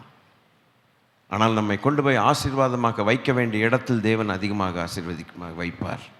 அப்பொழுது அவர் மகிமைப்படுவார். நாம் நினைக்கிறது ஒன்று, தேவன் நினைக்கிறது ஒன்று, வித்தியாசமாக இருக்கும். அப்போது காத்திருந்த நாள் இதுவே, இப்பொழுது நமக்கு கிடைத்தது, கண்டோம். என்னத்தை கண்ட? நீ என்னத்தை காணப்போகிற? அந்த நீதிமானுடைய கொம்பை உயர்த்த போகிற தேவனை நீ காணும் பொழுது நீ அவனோடு சேர்ந்து மகிழ மாட்டாய், நீ உன் பல்லை கடிப்பாய். This shows there is an anger also. Pain leads to gnashing of teeth. Anger, கோபம், மூர்க்கம். மூணாவது நான் கண்டுபிடித்த ஒரு சப்ஜெக்ட் என்னன்னா, ரொம்ப மோசமான சப்ஜெக்ட், ரிக்ரெட். ரிக்ரெட்டுங்கிற வார்த்தை தமிழாக்கம் எப்படின்னா, தமிழாக்கம் தீராத வருத்தம், விட்டுட்டோமேடாங்கிற வருத்தம், அப்படிதான் நான் சொல்ல முடியும். விட்டுட்டோமேடா. இந்த உலகத்தில் சில மேட்டரை நம்ம விட்டுட்டோம்னா வாழ்நாள்லாம் சொல்லி காட்டுவோம். அந்த ஒரு காரியம் போச்சுடா, விட்டோண்டா சொல்கிறாங்கல்ல. நான் சில உதாரணங்கள் சொல்ல, ஆனால் பொதுவாக சொல்கிறேன். அன்னைக்கே வந்துச்சுங்க இந்த வரன்னு, விட்டுட்டோங்க. சில வீடுகள் அப்படி சொல்கிறாங்கல்ல, நீங்களாம் கேட்டது இல்லையா? ஆமாம் பாஸ்டர், இப்போ நான் நினைக்கிறேன் பாஸ்டர். அப்படி ஆண்டவருடைய பிள்ளைகளே, இப்படி ரிக்ரெட் பண்ணுறாங்க பார்த்தீங்களா? சிலர் சொல்லுவாங்களே, நான் ஃபீஸ் கட்டுறேன்டா படிடான்னு சொன்னார்ரா அந்த ஐயா. சரி, இந்த உதாரணம் எடுத்துக்கோ. இது தப்பு இல்லை. கொஞ்சம் கஷ்டப்பட்டு பார்த்தீங்களா, இதுக்கெல்லாம் பதில் எப்படி வருது பார்த்தீங்களா? இன்னைக்கு நான் ஒரு நல்ல இடத்துல இருந்திருப்பேன்டா, வாழ்நாள் நான் கஷ்டப்படுறேன்டா, வேண்டாம் நான் உதறி தள்ளிட்டு போயிட்டேன் அப்படின்னு சொல்கிறான் பார்த்தீங்களா? அதுக்கு பேர் தான் தீராத வருத்தம். என் ஆண்டவர் சொல்கிறது என்னன்னா, இந்த உலகத்திலேயே சில காரியங்கள் நிமித்தம் நீ தீராத வருத்தம் படுறீன்னா அது கொஞ்ச நாளில் மறைஞ்சு போகிறது தான். ஆனால் இடைவிடாமல் எட்டர்னிட்டிக்கு நீ இப்படி வருத்தப்பட்டால் உன் வாழ்க்கை எப்படி இருக்கும் பார்த்துக்கோன்ட்டார். இதை சொல்லிக் கொடுக்கறதுக்கு எனக்கு ஒரு வேணுமே, என்ன உண்டாக்கினவர் தானப்பா சொல்லிக் கொடுக்க முடியும். எனக்கு என்னுடைய துடிப்பே அங்கே தான் இருக்குது. என் தேவன் எவ்வளோ நல்லவருங்கிறது நான் வெறும் வார்த்தையில் சொல்கிறத காட்டின அவர் செஞ்சதை சொல்லி அவரை புகழ்றது. ஆமாங்க, அப்பதாங்க நான் அவரை அறிய முடியும். ஸ்தோத்திரம். என்னை தப்பிச்சு விட்டாரே, தப்பு வித்தாரே. அல்லேலூயா. எனக்கு இன்னைக்கு இருக்கக்கூடிய அண்டர்ஸ்டாண்டிங் ஒரு 20 வருஷம் முன்னால் எனக்கு இல்லை. இன்னைக்கு எனக்கு இருக்கக்கூடிய தெய்வம் எனக்கு செய்த காரியத்தில் உங்களுக்கு எனக்கு அது பொருத்தம். I didn't have the understanding about 10 years back or even 15 or 20 or 25 years back. No. But my Lord is teaching me everything as the days pass by. He makes everything very clear. As crystal clear as clean water. போக போக போக போக அவரை அறிகிற அறிவு விருத்தி அடைய அவர் மகத்துவம் தெரியுது. இங்கேயே அவர் மகத்துவம் இப்படி தெரியுதுன்னா அவரை முகமுகமாக பார்த்தா என்ன ஆகுமோ கொஞ்ச நேரத்தில் வருவோம். அதுக்கு you will enjoy not message but you will enjoy him. You will enjoy him, not message. You will enjoy your creator, your maker, the lover of your soul. Hallelujah. உன் ஆத்துமாவை நேசிக்கிறவரை நீங்கள் என்ஜாய் பண்ணுவீங்க. That is the purpose of gathering together. அதுதான் நம்ம கூடி வர்றதுடைய அர்த்தம். He makes us thrill. Amen. அப்போ regret ஒருத்தன் சொன்னா பாருங்க, லூக்கா 13:28, நீங்கள் ஆபிரகாமையும் ஈசாக்கையும் யாக்கோபையும் சகல தீர்க்கதரிசிகளையும் தேவனுடைய ராஜ்யத்தில் இருக்கிறவர்களாகவும் உங்களையோ புறம்பான இருளில் தள்ளப்பட்டவர்களாகவும் காணும்போது, அதை நீங்க பார்க்கும்போது you will regret. 60 பேர் ஸ்டூடெண்ட்ஸ் கிளாஸில் இருக்கிறானுங்க, பையன்மார்கள், படிக்கிற பிள்ளைங்க. நல்லா படிக்கிறவன் ஸ்தோத்திரம் நல்லா படித்து நல்லா மேலே முன்னுக்கு வர்றான். இந்த படிக்காமல் சுற்றின அந்த வாழ்நாள்லாம் வீணாக்கின அந்த பயல்க அந்த ரிசல்ட் அன்னைக்கு தலையில் அடிச்சுக்கிறத பார்க்கணும். மச்சான் ஜாலிடா அப்படின்னு எவனும் சொல்ல மாட்டான். நாங்கள் படித்த காலத்தில் எங்களுக்கு கவர்மெண்ட் எக்ஸாம் 10th அதெல்லாம் பேப்பரில் வரும், எங்கள் நம்பர் வரணும். இப்போ தான் எல்லாம் கம்ப்யூட்டர் அதெல்லாம் செல்லே வருதே. வேக வேகமாக 4 மணிக்கு எந்திரிச்சு போய் பெட்டி கடையில் தினத்தந்தி அது இதுன்னு வரும். அவங்க வேகமாக ரிசல்ட் எடிஷன்னே தனியாக போடுவானுங்க. ஃபுல்லாக நம்பராக இருக்கும், 7-8 பக்கம் நம்பராக இருக்கும். அந்த ஸ்கூல் இந்த ஸ்கூல் எல்லா டிஸ்ட்ரிக்ட்டும் நம்பராக இருக்கும். இதுக்குள்ளே நம்ம கண்டுபிடிக்கணும். கண்டுபிடிச்சி பரபரப்பாக 2 ரூபா கொடுத்து வாங்கிடும். வாங்கி நம்ம ஜோனுக்கு போய் நம்ம ஸ்கூலுக்கு போய் நம்ம நம்பர் அங்கே இருக்கணும். 18 இருக்குது, 20 இருக்குது. அடுத்த நிமிஷம் வீடு போய் சேர்ந்துருவான். ஏன் வீடு போய் சேர்றான்? நான் சோகத்தை என்ன செய்ய முடியாது, தாங்க முடியாது. 18, 20 இவங்கெல்லாம் கொண்டாட என்ன செஞ்சிருவான், சீக்கிரம் வீட்டுக்கு போக மாட்டான். 5 மணிக்கு 4 மணிக்கு வீட்டை விட்டு போனவன் 9, 10 மணி வரைக்கும் வீட்டில் வரமாட்டான். அப்போ அப்பா அம்மா புரிஞ்சுக்குவாங்க, ஐயா ஏன் வீட்டுக்கு வரல, பாசான கூட்டத்தோடு சேர்ந்து ஜம்முன்னு ஊர் சுற்றுறான் அப்படின்ட்டு. இவன் ஏன் வீட்டுக்கு வேகமாக வந்துட்டான், பேப்பர் வாங்கின பேப்பர் கூட எங்கே தூக்கி போட்டு விட்டுருவாங்க, எனக்கு தெரில எங்கே வச்சுட்டுறான். அப்போ புரிஞ்சுக்கலாம், முகத்தை பார்த்து புரிஞ்சுக்கலாமே. ஏன் இதை சொல்கிறேன்னா, இதை நீங்கள் பார்க்கும்போது ரிக்ரெட், சொன்னானுங்களே, கொஞ்சம் ஒழுங்கா படிச்சிருந்தா. அதை விட சோகம் போய் நேராக ஸ்கூலில் போய் மார்க் ஷீட்டை வாங்கி பார்ப்பான். எல்லா சப்ஜெக்ட்லேயும் பாஸ், ஒரே ஒரு சப்ஜெக்டில் 1 மார்க்கில் போச்சு. உங்களை எப்படியாவது டென்ஷனாக்கி விடணுன்னு தான் இந்த உதாரணங்கள்லாம் சொல்கிறது. அவன் என்ன என்ன நினைப்பான்? இது ஆஃப்டர் ஆல் இந்த இப்போ பிழைக்க முடியாமல்லாம் ஒன்றும் கிடையாது ஒரு சப்ஜெக்டில் போச்சுன்னா, அடுத்து ஒரு 6 மாதத்தில். ஆனால் ஆண்டவர் சொல்கிறாரு, உன்னுடைய இனி நீ நாட்களை பார்க்கக்கூடாத நிரந்தரமாய் தலையில் அடிக்க வேண்டிய சூழ்நிலை வருது. இது அறிந்தவன் நான் தான். நான் சொல்கிறேன், இந்த பக்கம் வா, கேட்கலைன்னா இது உனக்கு உண்டாகும், நீ பார்ப்ப. இதை குறித்து நான் இந்த சப்ஜெக்டுக்கு நான் திருப்பி வருவேன். அது ஒரு ரிக்ரெட்டு. ஒருத்தன் அடுத்ததுக்கப்புறம் 4வதாக நான் வச்சிருக்கிறதுக்கு பேர் என்னன்னு கேட்டால் டிஸ்ரெஸ்பெக்ட்.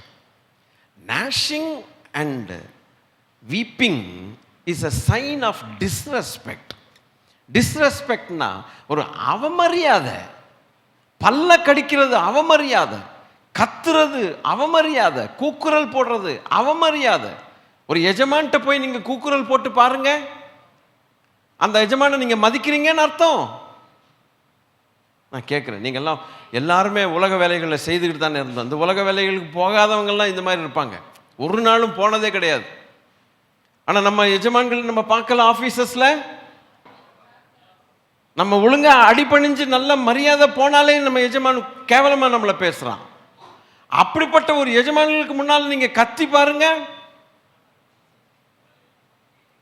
பல்ல கடிச்சு பாருங்க, என்ன நடக்கும்னு. Disrespect. You are not showing any respect. வருது பாரு அப்படிமா. Disrespect. இப்படித்தான் ஆண்டவட்டையும் சில நேரங்களில் பிசாசுகளை துரத்திக்கிட்டு இருக்கும்போது நான் கண்டுபிடிச்ச ஒரு திடீர்னு நான் பார்த்தது என்னன்னா, அந்த பிசாசு பிடிச்ச கடிக்கிறான் பல்ல. நானே பயந்துட்டேன், ஏன்டா இவ்வளோ எதையா பண்ணுங்கடா. அந்த பேய் உள்ளே உட்காந்துக்கிட்டு, இந்த மந்திரவாதிகள் அந்த பேய்கள் உள்ளே உட்காந்துக்கிட்டு இதே இடத்துல பேய் ஓட்டும் போது சத்தமே ஒரு மாதிரி இருக்குது. நார்மலாக ஒரு சாதாரண ஒரு ஹியூமன் பீயிங் அப்படி பல்ல கடிக்க முடியாது, அப்படி பல்ல கடிக்க முடியாது. நீங்க கடிச்சு பாருங்க, இப்போ எக்ஸசைஸ் பண்ணி பாருங்க, யாருக்கும் தெரியாம கடிங்க, சத்தமே வர மாட்டேங்குது. எப்படித்தான் அப்ப எந்த அளவுக்கு ஆங்கர் இருந்தா, அந்த ஒரு பேயை விரட்டிட்டு இருக்கும்போது பார்த்தேன், நான் கண்ணால பார்த்தேன், அரண்டுட்டேன். அப்பா, இந்த சத்தத்தை நான் கேட்டதே கிடையாது.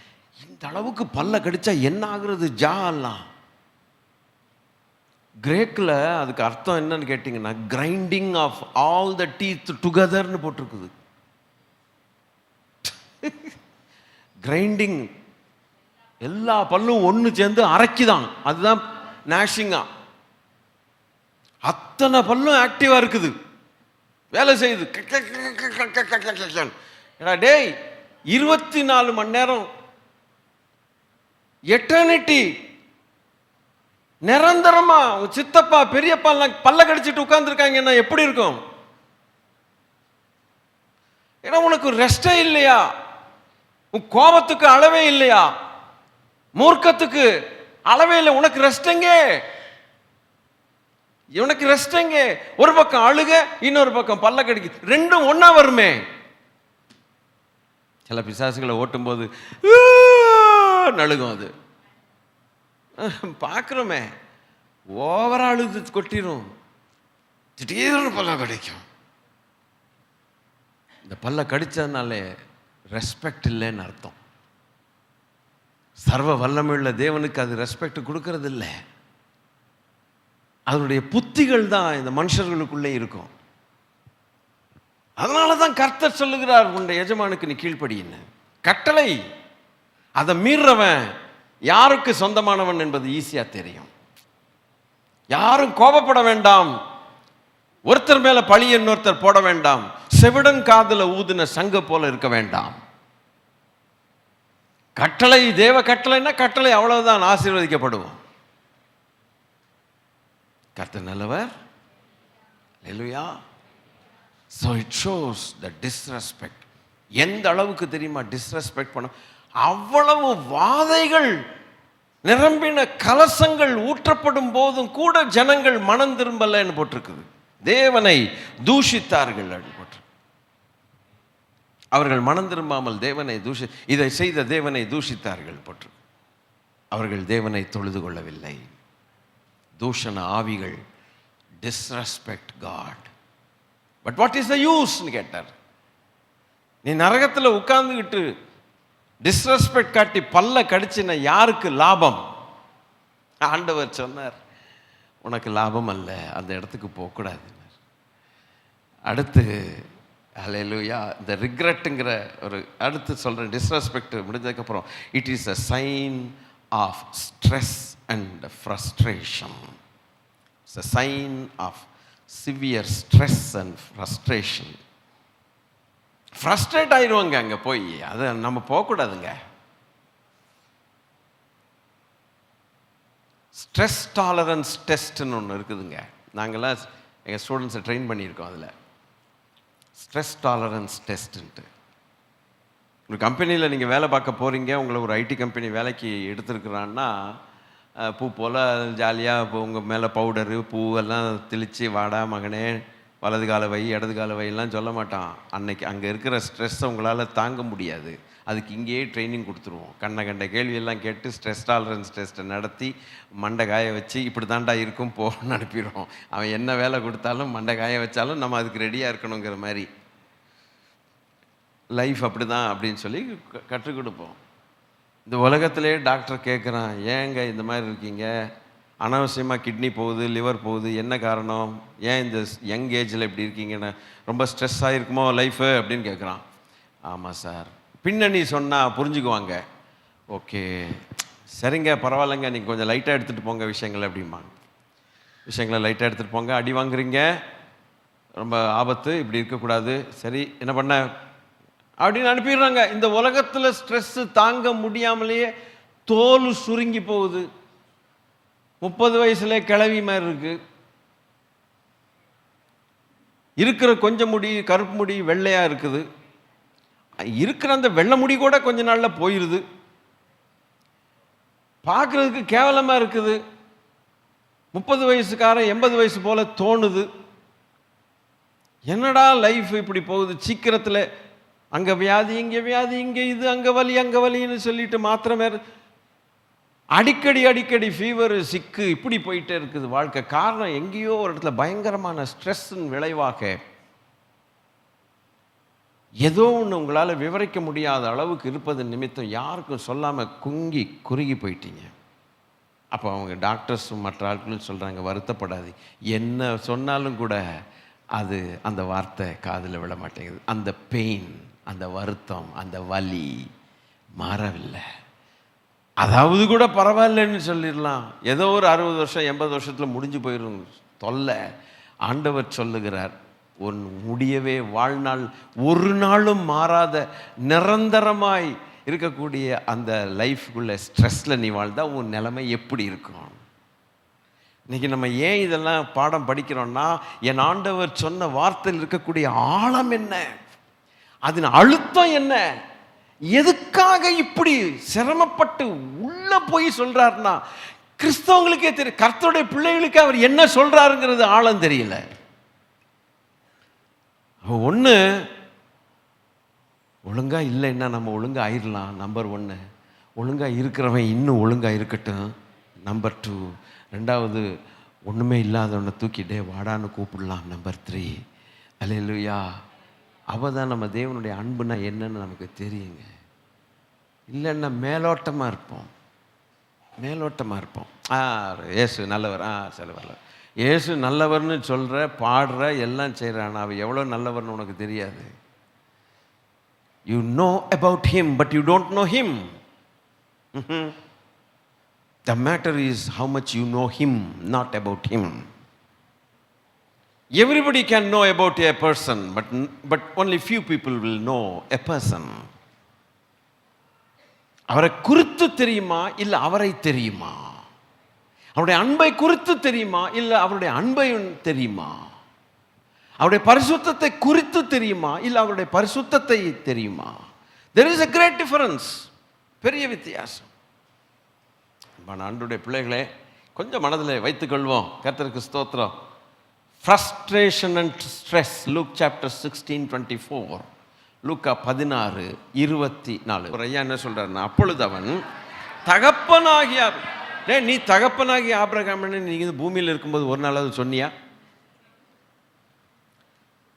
இந்த ஆபிரகாம்னா கிண்டல் பண்ண, மதமாத்தக்காரன்னு சொன்ன, அல்லேலுயா கூட்டம்னு, பைத்தியக்கார பயல்கண்ண, என்னென்ன என்ன உனக்கு துட்டு இருக்கு, அந்தஸ்து இருக்குது, சாப்பாட்டுக்கு குறைவு கிடையாது, ட்ரெஸ்ஸுக்கு குறைவு கிடையாது, எல்லாம் இருக்குது, கார் வசதி, பங்களா வசதி எல்லாம் இருக்குது. ஆபிரகாம் என்னைக்காவது நினைச்சா? இங்கே உள்ள அவன் போகக்கூடாத இடத்துல போனோடனே தகப்பனாகிய உனக்கு தகப்பன் எவன் சொன்னான்? அவர் அங்கேயாவது நல்ல வார்த்தைகளை பேசினா கொஞ்சம் இறக்கம் கிடைக்குமா? நீ தகப்பன்னு போடு, தாயுன்னு போடு, பேயுன்னு போடு, போனது தான் உனக்கு விமோச்சனமே கிடையாது. போ, எப்படியோ ஒரு மரியாதை கொடுத்தான் பேசி ஆகணும். ஏன்னா பரிசுத்தவான்களுக்கு அந்த மரியாதை உண்டு. சத்ருவானவன் இழிவுபடுத்த தேவன் விடமாட்டார். சரி, தகப்பனாகிய ஆபிரகாமே, நீர் எனக்கு இறங்கி லாசரு தன் விரலின் நுனியை தண்ணீரிலே தோய்த்து என் நாவை குளிர பண்ணும்படி அவனை அனுப்ப வேண்டும். அவன் என்ன உனக்கு சர்வெண்டா என்ன?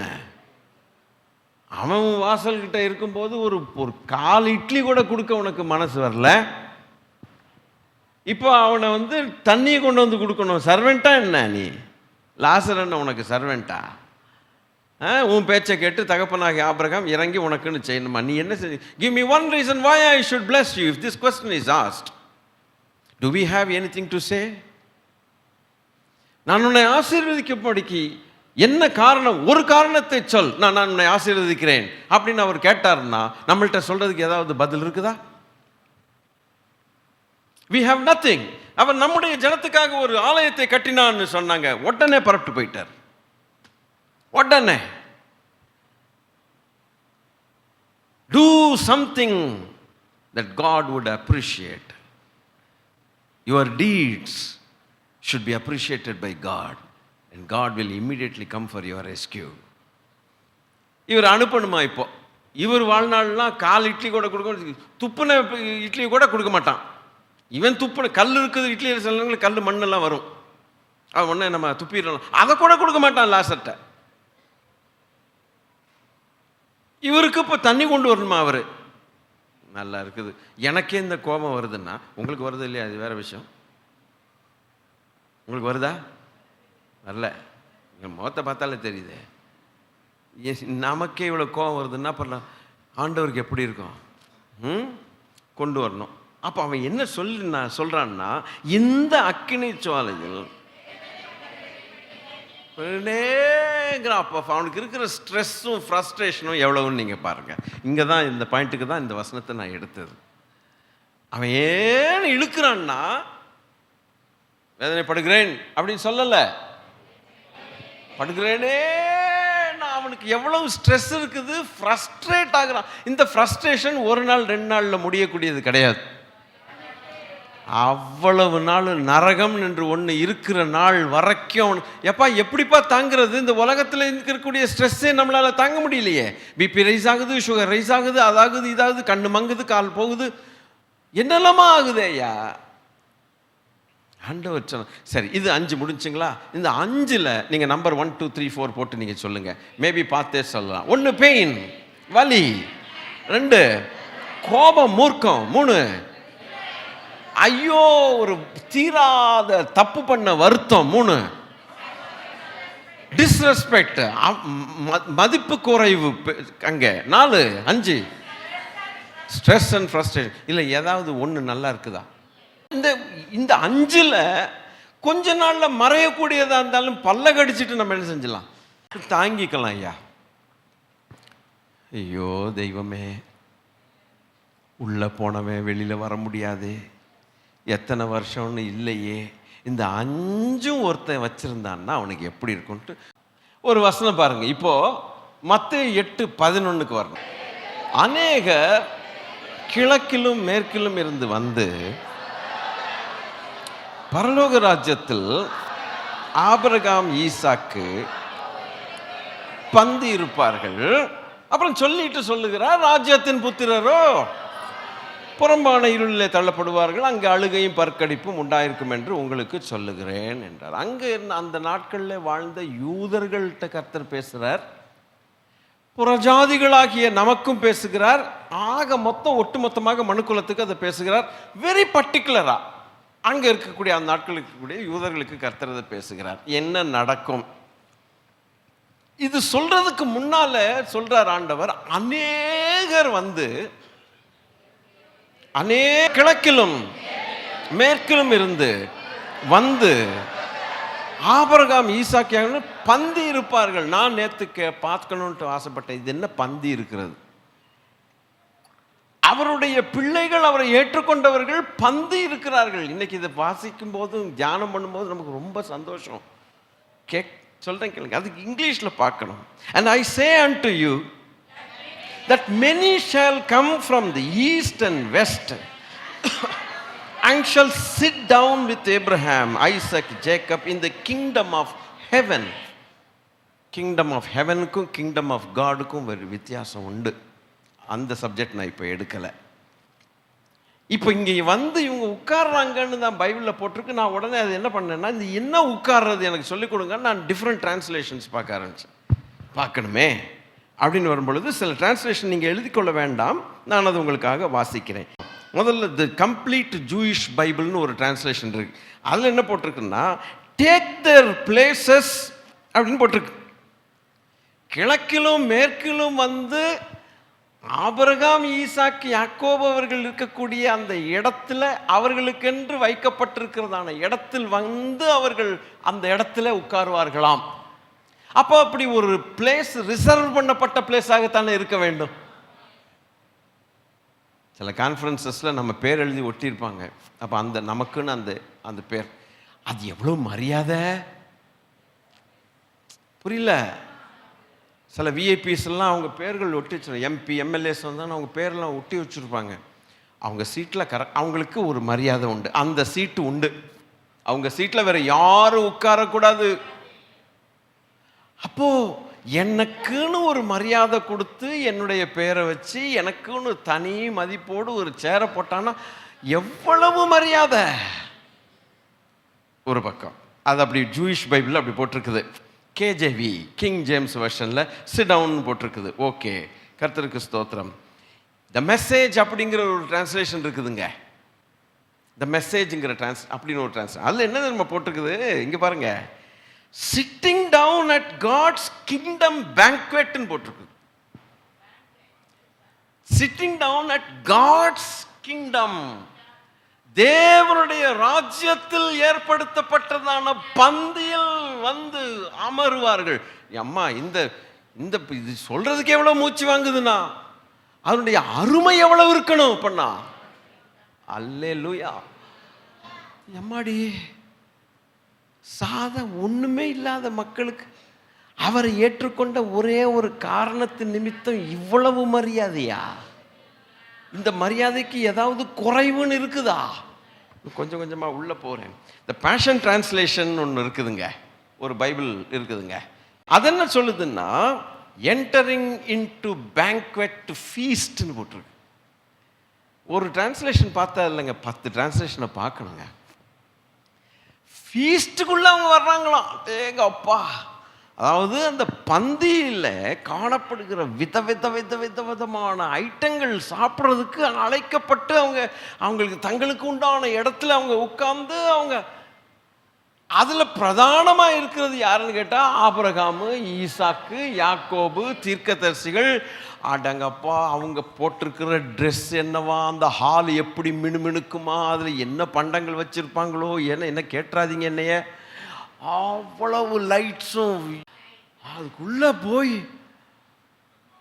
ஐயோ ஐயோ, அந்த தகப்பன் ஆபிரகாம் அவங்கள பார்த்து அப்படி அவருடைய ட்ரெஸ் என்ன, ஆபிரகாமுடைய ட்ரெஸ் என்ன, ஈசாக்குடைய ட்ரெஸ் என்ன, யாக்கோபு எப்பா, இந்த ட்ரெஸ்ஸோட பரிசுத்தவான்கள் அங்க வாழணும்னா அதுக்கு ஏற்றபடி இந்த உலகத்துல எவ்வளவு பாடுகள் அனுபவிச்சிருப்பாங்க, எவ்வளவு அவமானங்கள் அனுபவிச்சிருப்பாங்க, எவ்வளவு தேவனை தேடி இருப்பார்கள், எவ்வளவு ஆராதித்திருப்பார்கள், எவ்வளவு ஒரு கர்த்தரை பின்பற்றி இருப்பார்கள்.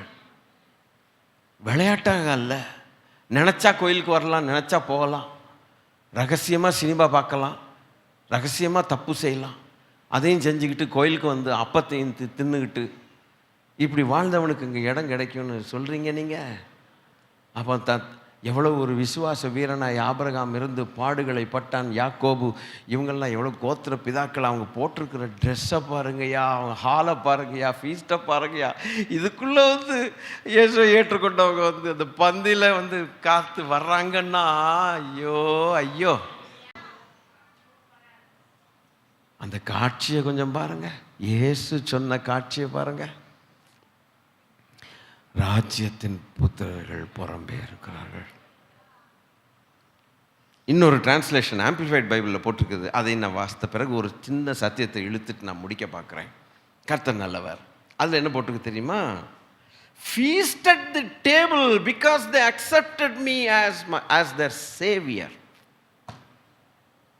என்னை அவர்கள், இயேசு கிறிஸ்துவாகிய என்னை அவர்கள் தன்னுடைய இரட்சகராக ஏற்றுக்கொண்டது நிமித்தம் நான் வைத்திருக்கிற பந்தியில் அவர்கள் அமர்வார்கள். ஆண்டவருடைய பிள்ளைகளே, இந்த உலகத்தில் எதை வேணா விடலாம், கர்த்தருடைய பந்தியை விட முடியாது. சே, அதை போல ஒரு மடத்தனம் வேறு ஒன்றுமே கிடையாது. அப்போ நான் கொஞ்சம் ஆண்டவர்கிட்ட இன்னொரு காரியத்தை கேட்டேன். ஆண்டவரே, சிட் டவுன்னு போட்டிருக்குது, டேக் த சீட்ஸ்ன்னு போட்டிருக்குது, அதில் இன்னும் எனக்கு கொஞ்சம் விளக்கம் வேணும். நம்ம ஐடியாலாம் இப்படி தான் போகும், எதாவது நோண்ட தப்போணும். அதில் சில டிரான்ஸ்லேஷன் பார்த்தா என்ன போட்டிருக்குன்னா, கிரேக்கு மொழியில் சிட் டவுன் என்று எழுதியிருக்கிறதுக்கு ரிக்ளைன் அப்படிங்கிற இங்கிலீஷ் பதம். மாலுக்கெல்லாம் போனவங்க எத்தனை பேர் கை தூக்குங்க? ஏகப்பட்ட மால். நான் பல மாலுக்கு போயிருக்கேன். எக்ஸ்பிரஸ் மாலு, அது இது சரி, இவிஆரா இவியா விஆர் மாலு, எக்ஸ்பிரஸ் மாலு, ஏதோ போ, sky walk, Moon walk, Phoenix போயிருக்கிறோம். எல்லாரும் குடும்பம் ரிலாக்ஸ் பண்ணுறதுக்காக நம்ம போகிறோம். ஃபைன், விட்டுருவோம். இந்த எலிவேட்டர்ஸ்னு ஒன்று போட்டிருக்கோம், எஸ்கலேட்டர்னு ஒன்று போட்டிருக்கோம். சோம்பேறி நம்பர் 1. காலம் எதுவோ வச்சா போதும், அதுவே கொண்டு போய் விட்டுரும். கவலையே விடாது, எத்தனை ஃப்ளோர் வேணால் போகலாம். நீங்கள் எப்போயாவது பார்த்துருக்கீங்களா ஒரு எலிவேட்டர், இந்த எஸ்கலேட்டர் போனதுக்கான அங்கே ஒரு சோஃபா ஒன்று உட்காந்துருக்கு. சோஃபா அதில் ஒரு 10 நிமிஷத்துக்கு இல்லை அரை மணி நேரத்துக்கு 1 மணி நேரத்துக்கு நம்ம காசை கட்டி கொடுத்துட்டோம்னா அதில் போய் படுத்துக்க வேண்டிதான். அது எங்கெங்கே ஆடணுமோ ஆடும், எங்கெங்கே குலுக்கணுமோ குலுங்கும், எல்லாம் ஒரு வழியாக்கி ஆவாடா எல்லாம் வழியெல்லாம் போச்சுறான். அதுக்கு பேர் ரிக்ளைனர். ரிக்ளைனர்னால் அப்படியே சாஞ்சு உட்காந்துடலாம். இப்போ நான் ரிலாக்ஸு, இப்போ நான் இங்கே உட்காந்துருக்கேன்னா இது எனக்கு என்ன சொல்லுதோ சட்டம், அதன்படி தான் என் பாடி கேட்கணும். விளங்கலையா? இது வந்து நீ பாட்டுக்கு இப்படி சாய் வேணா அது விடாது, அது சாயாது, நான் இப்படி தான் இருப்பேங்க. கர்த்தர் நல்லவர். அந்த சீட்லாம் அப்படி கிடையாது. அழகாக மேக்சிமம் கம்ஃபர்ட். அப்படி இருந்தாலும் கூட உலகத்தில் நமக்கு கம்ஃபர்ட் கிடைக்கிறது இல்லை. என் ஆண்டவருடைய வேதம் சொல்லுகிறது, ஆபிரகாம் தாத்தா இருப்பார், ஈசாக்கு தாத்தா இருப்பார், யாக்கோபு தாத்தா இருப்பார், எப்படி பல பல பல பல பல பல பல பலன்று தீர்க்கதரிசிகள் இருப்பார்கள். அவங்க நம்மளை பார்த்து சிரிப்பாங்க, நம்மளை தாராளமாக பேசலாம். தாத்தா தாத்தா தாராளமாக அவங்க வாயிலிருந்து அன்பு, அந்த வார்த்தைகள் தூங்குறவங்களுக்கு எப்படி கிடைக்கும்? இதெல்லாம் கொஞ்சம் கற்பனை பண்ணி பாருங்க. அந்த இடத்துல எவ்வளவு மகிமையாக இருக்கும். The Bible says they will recline. They will sit in a posture that gives a maximum comfort. யாரும் திட்ட மாட்டாங்க, யாரும் கடிந்து கொள்ள மாட்டாங்க. அவ்வளவு கம்ஃபர்ட். நீங்கள் ஆண்டவருடைய படத்தை பார்த்துருக்கீங்களா? ராபோஜன படத்தை பார்த்துருக்கீங்களா? ஒருத்தன் இப்படி படுத்திருப்பான், ஒருத்தன் இப்படி படுத்திருப்பான், இன்னொருத்தன் இப்படிம்மா. அவன் பாட்டுக்கு சர்வசாதாரணமாக படுத்துக்கிட்டு சாஞ்சிக்கிட்டு உட்காந்துருப்பான். படங்களை பார்த்ததில்ல. மனுஷன் பாருங்க, மேக்சிமம் நம்ம கம்ஃபர்ட்டை நோக்கி தான் நம்ம இருப்போம். அதனால தான் வீடுகளில் பைபிளை வாசிக்கும் போது கூட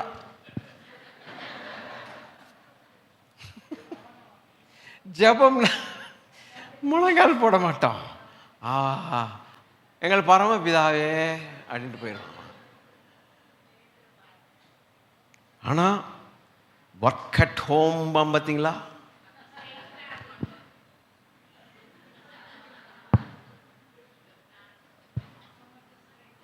மவுசு எலி மாறி உடனே இப்போ எலும்பு தேயுது பாஸ்டர், முதுகு தேயுது பாஸ்டர், அது போயிட்டு என்ன இவ்வளோ நாள் ஒர்க் பண்ணி இப்படியே உட்காரணும்.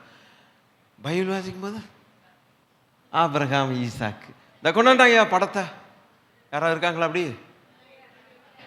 அது ஒருத்த மாதிரி இப்படி எட்டி பார்க்குறான், ஒருத்தன் அந்த பக்கம் எட்டி பார்க்குறான், ஒரு ஆள் மார்பிளே படுத்துறான். இது மாதிரி ஒரு நிறைய படங்கள் இருக்குதுன்னு வச்சுங்களேன். ஆண்டவர் இன்னைக்காவது கடிந்து கொண்டாங்களா? இல்லை. The best place where your comfort is honored. உங்க கம்ஃபர்ட் என் கம்ஃபர்ட்டை ஆனர் பண்ணி கௌரவப்படுத்தக்கூடிய இடம் இருக்குமாண்ணா பரலோகம். யாரோ சொன்னாங்க, நான் படிச்சிருக்கிறேன் ஒரு புஸ்தகத்தில்,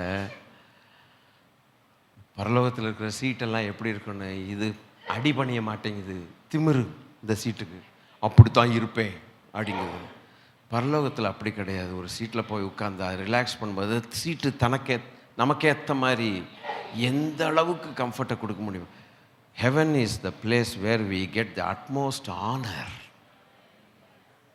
நம்முடைய பிள்ளைகளுக்கு கொடுக்கக்கூடிய கௌரவம் பரலோகம் பயங்கரமாக கொடுக்கும். தன் குமாரனாகிய கிறிஸ்து இயேசுவை பிழிய கொடுத்த,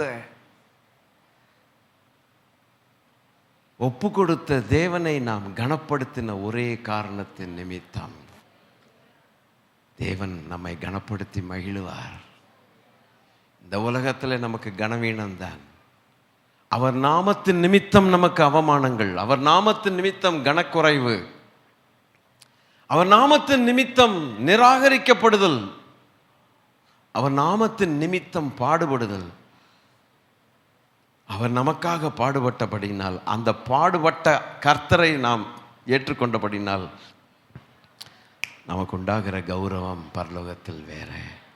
ஆண்டவர் கேட்கிறார், இது நரகத்தில் கிடைக்குமான்னு கேட்கிறார். கேட்குமா?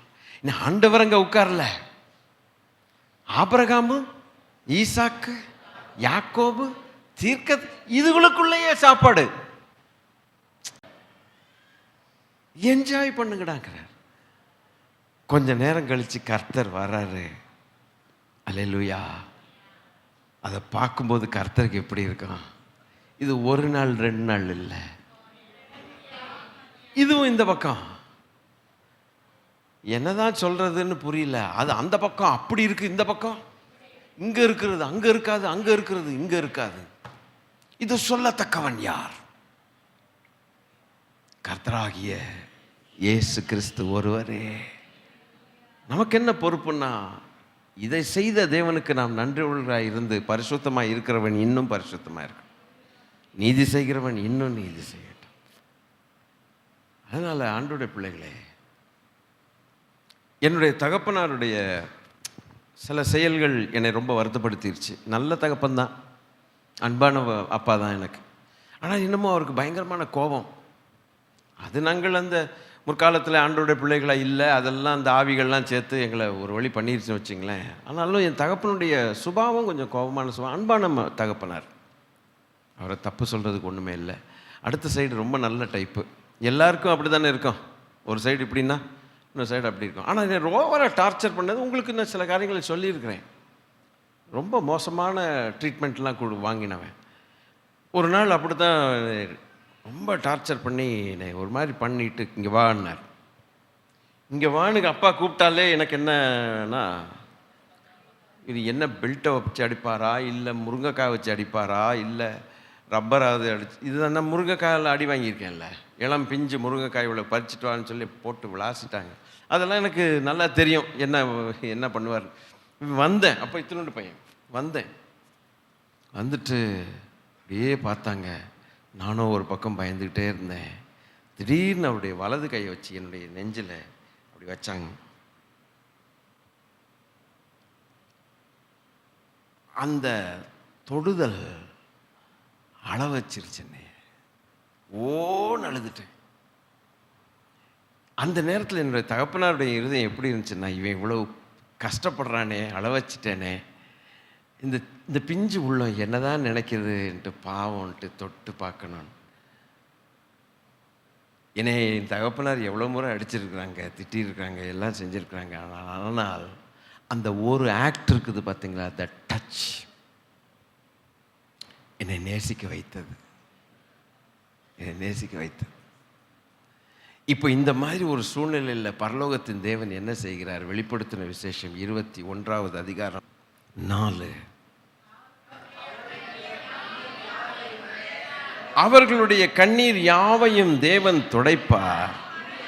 இனி மரணமும் இல்லை, துக்கம் இல்லை, அலறுதலும் இல்லை, வருத்தம் இல்லை, முந்தினவைகள் ஒளிந்து போயிற்று என்று சொல்றார். பாருங்க, எல்லாம் ஓவர், இனி திரும்பி உனக்கு அதெல்லாம் வராது அப்படின்னு சொல்லிட்டுங்க. பாருங்க, அது சொல்லிட்டு அவருடைய சொந்த கை, என்னை பாருங்க, சொந்த கை நம்முடைய கண்களை துடைக்குமா? அப்படி